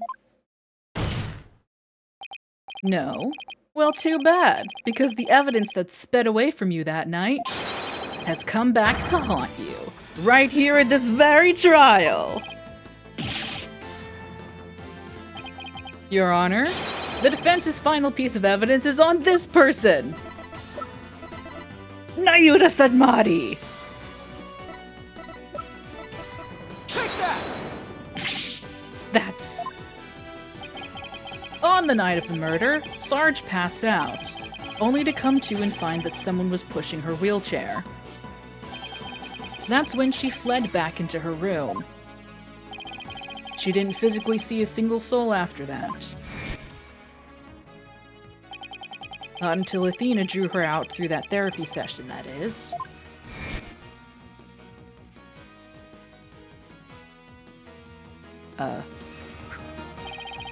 While the killer was able to wipe the prints on the suitcase off, the same can't be said for the prints that got away. My fellow Cranians. Fellow Americans. Well, Mr. Politician Wimperson, try to explain your way out of this one. The podium is all yours.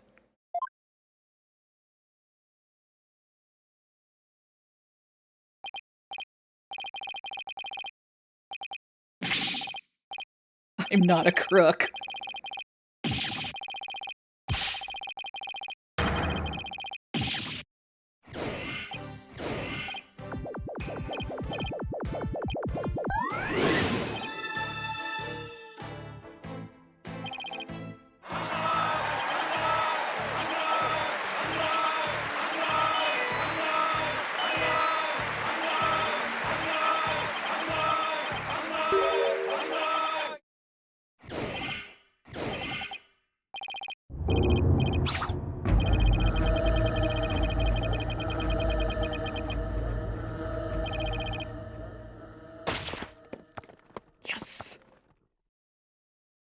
This man's having a bad time, and he deserves it.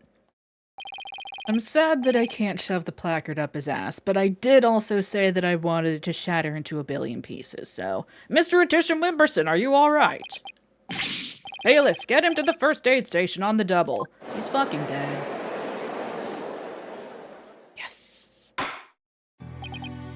Well, this was yet another unexpected turn of events. Yeah, it was supposed to be a civil case about stolen property, and here we are!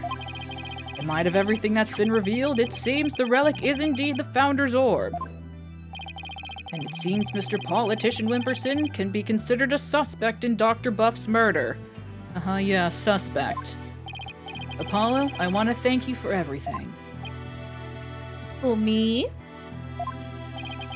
Thanks to you, I didn't have to keep bending the truth. I don't know what I would have done without you. Don't mention it. You were amazing today, Apollo! Well, I couldn't have done it without Dirk. Thanks, Dad. A dragon never yields.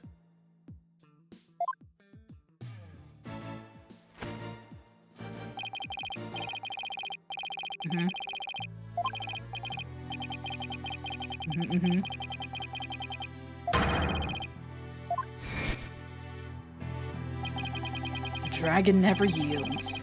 Every lawyer should take that to heart. As it seems both sides have no further objections, would Dirk Sodmati please take the stand? Hi, Dad. This court awards the orb to the Defiant Dragons per the stated transfer agreement. Yay! It doesn't quite have the same as not guilty, but yay! Yay!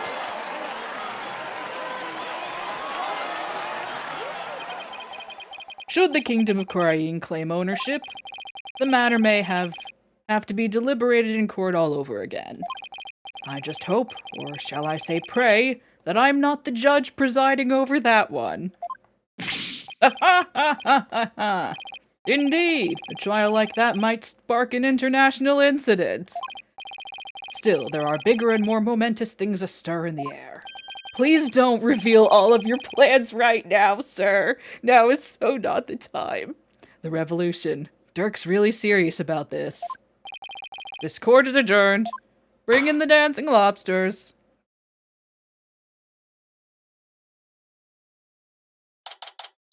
May 17th, District Court Defendant Lobby Number 3. I definitely remembered the words. Nice work, son. We've finally broken through the last obstacle on the road to revolution. Revolution. Revolution. It just doesn't seem real. Yes, well, to think you actually defeated the Fighting Phoenix. All I can say is, that's my boy. Well, Mr. Wright did have his hands tied.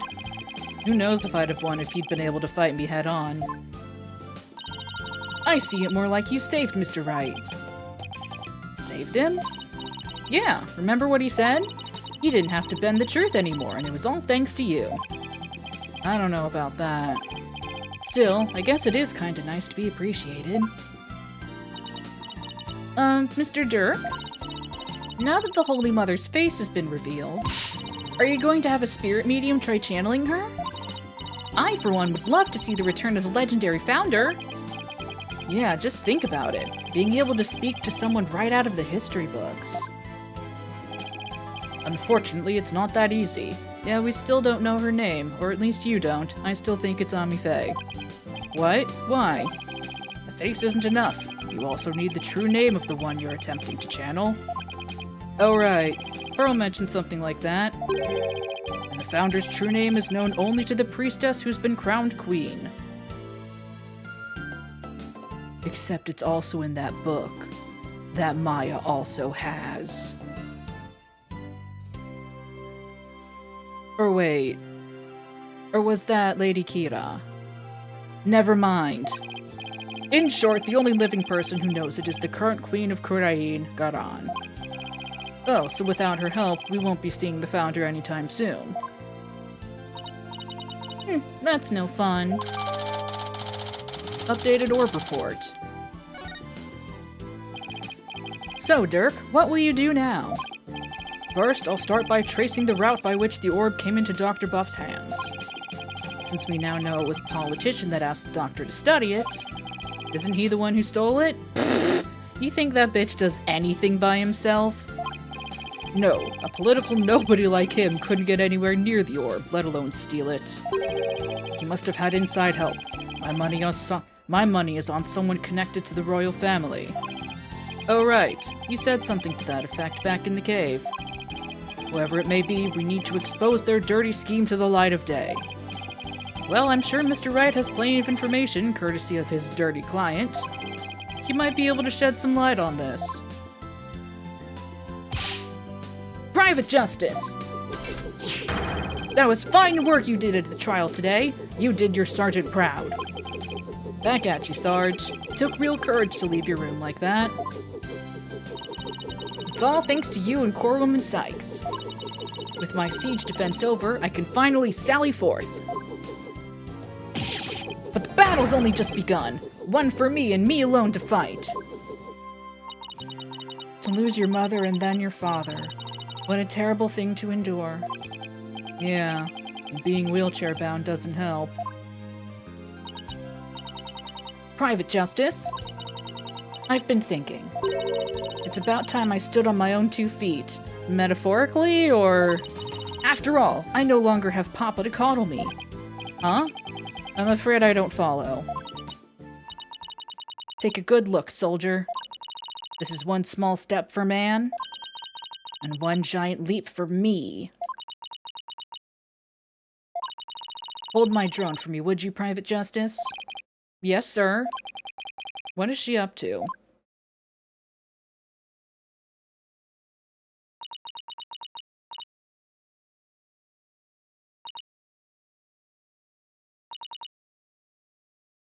Huh. Aw. She is standing! You see, being wheelchair-bound is just a state of mind. Just overcome your trauma and you'll be fine. It's just a state of mind. Don't worry about it. It's just shut up. What's this? Sarge, you mean your legs? They're... The doctor told me I was ready to walk again months ago. But if I admitted I could walk, I knew I'd have to leave the house. So I faked it. Makes sense, but I kept pretending I couldn't walk. But I know Papa's watching over me now, and I'd hate to disappoint him. So, from this day forth, I'm going to march forward on my own 2 feet. What a brave kid, trying to move forward like this. But it must be so hard this soon after her father's death. She might still be in shock. Don't you ever stop. You just keep on walking, comrade. Stay brave, because there will be days when you'll want to stop. But I have faith you'll find a way to muster the strength to push through them. Yeah, you can do it. Thanks, Apollo. Hey, Daddy's back! How's Maya? Mr. Wright! What's that look on his face for? Oh, Apollo! Is everything alright with Miss Faye? She's safe. For now. Well then, we'd better go save her quick! Where is she anyway? She's in Kurain, isn't she? Kurain. I'm afraid I have some bad news. Huh? Maya's not here in the States. Yeah. She's still in Kurain. And she's still being held hostage by the mastermind behind this whole thing. The mastermind? That's right. Politician Wimperson was nothing more than a pawn, obviously. Maya's true abductor is in the kingdom of Kurain. What? I don't understand, Mr. Wright. What in the world's going on over there? Revolution! But as shocking as that news was, it was only the beginning. The beginning of something big, big enough to shake Kurain to its very core. Revolution! I was being swept up in a mighty wave that nothing could stop. Of course, at the time, I had no idea what the days ahead had in store for us. Ba-ba-ba. To be continued.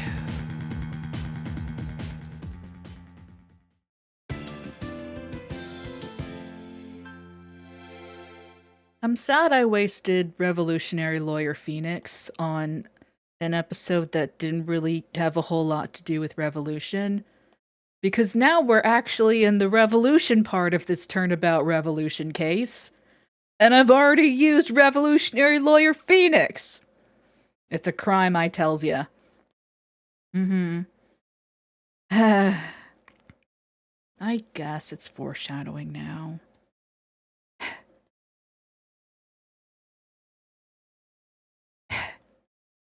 Disappointing.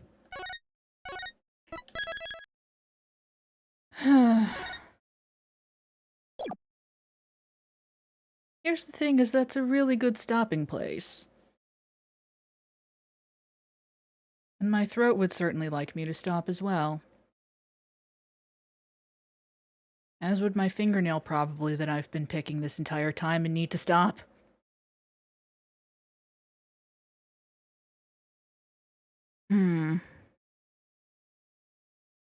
Yeah. Yeah. Yeah. Goddamn responsibility.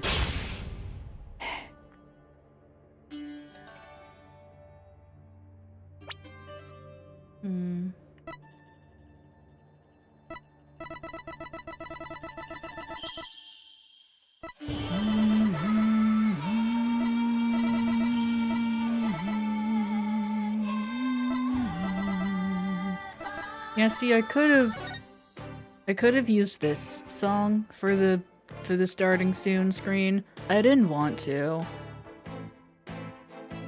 Anyway, let's not look too far ahead forward, cause no spoilers, I guess.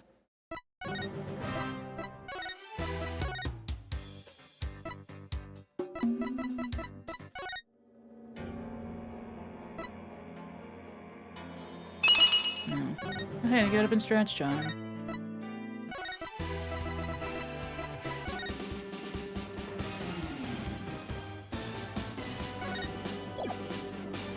That'll be a fun surprise for next time. Well done, Mittens. Mission success.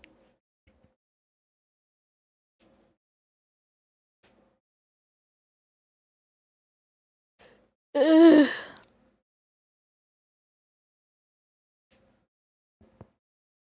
Ugh.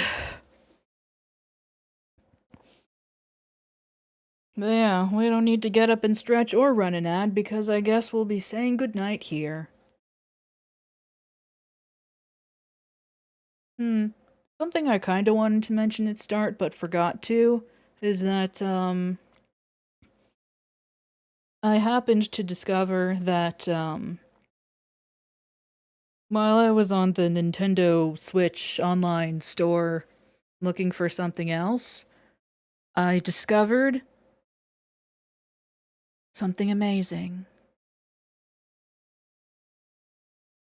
And that amazing thing is that My Sims and My Sims Kingdom were remastered and released as a bundle. And I'm so very happy. I'm so very, very happy. Because I played the shit out of those games as a youth. And it's all I've been doing all week. And I'm so very happy. Oh, joy that I feel in my heart. Oh.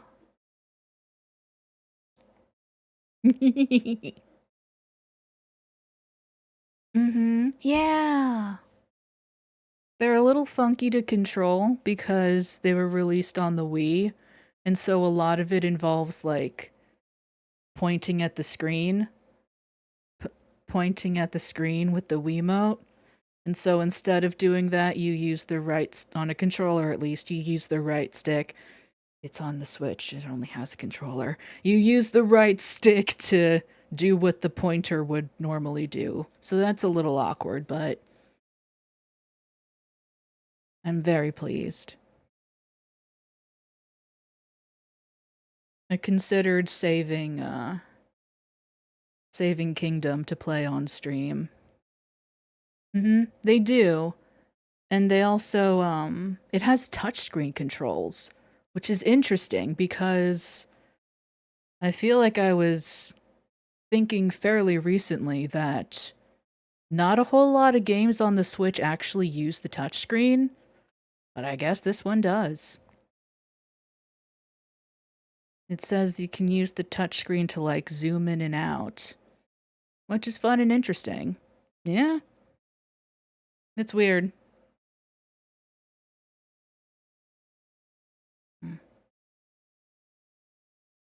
But anyway, I considered saving Kingdom to play on stream, and then I was like, nah. If I streamed more than once a week, I probably would have, but oh well. I am pleased either way. Honestly, it's probably better this way because I can just go. Because I've been playing it all day. And it's what I was doing before stream. And it's probably what I'm gonna do after stream. So I'm gonna go now. Oh, next week is American Thanksgiving. Um, hmm. My family will be coming in on Wednesday. They might stay for the weekend. I don't know. If they do, there probably won't be a stream, and if there is a stream, it'll be another quiet stream. Because I like doing those quiet streams. Those are fun.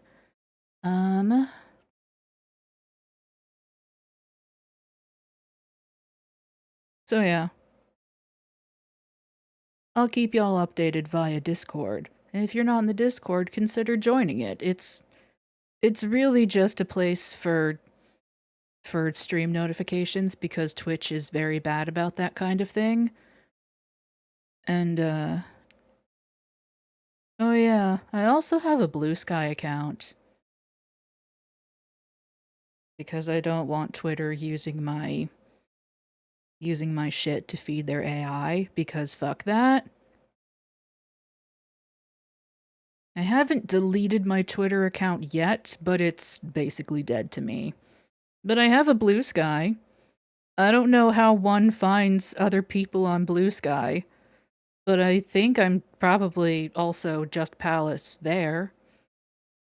So, you know, I also I've been posting my stream notifications there instead of, oh, I'm sorry, I've been calling it Twitter. X. X? X. It kind of just looks like I'm stay back, devil. Anyway, I'm gonna go now.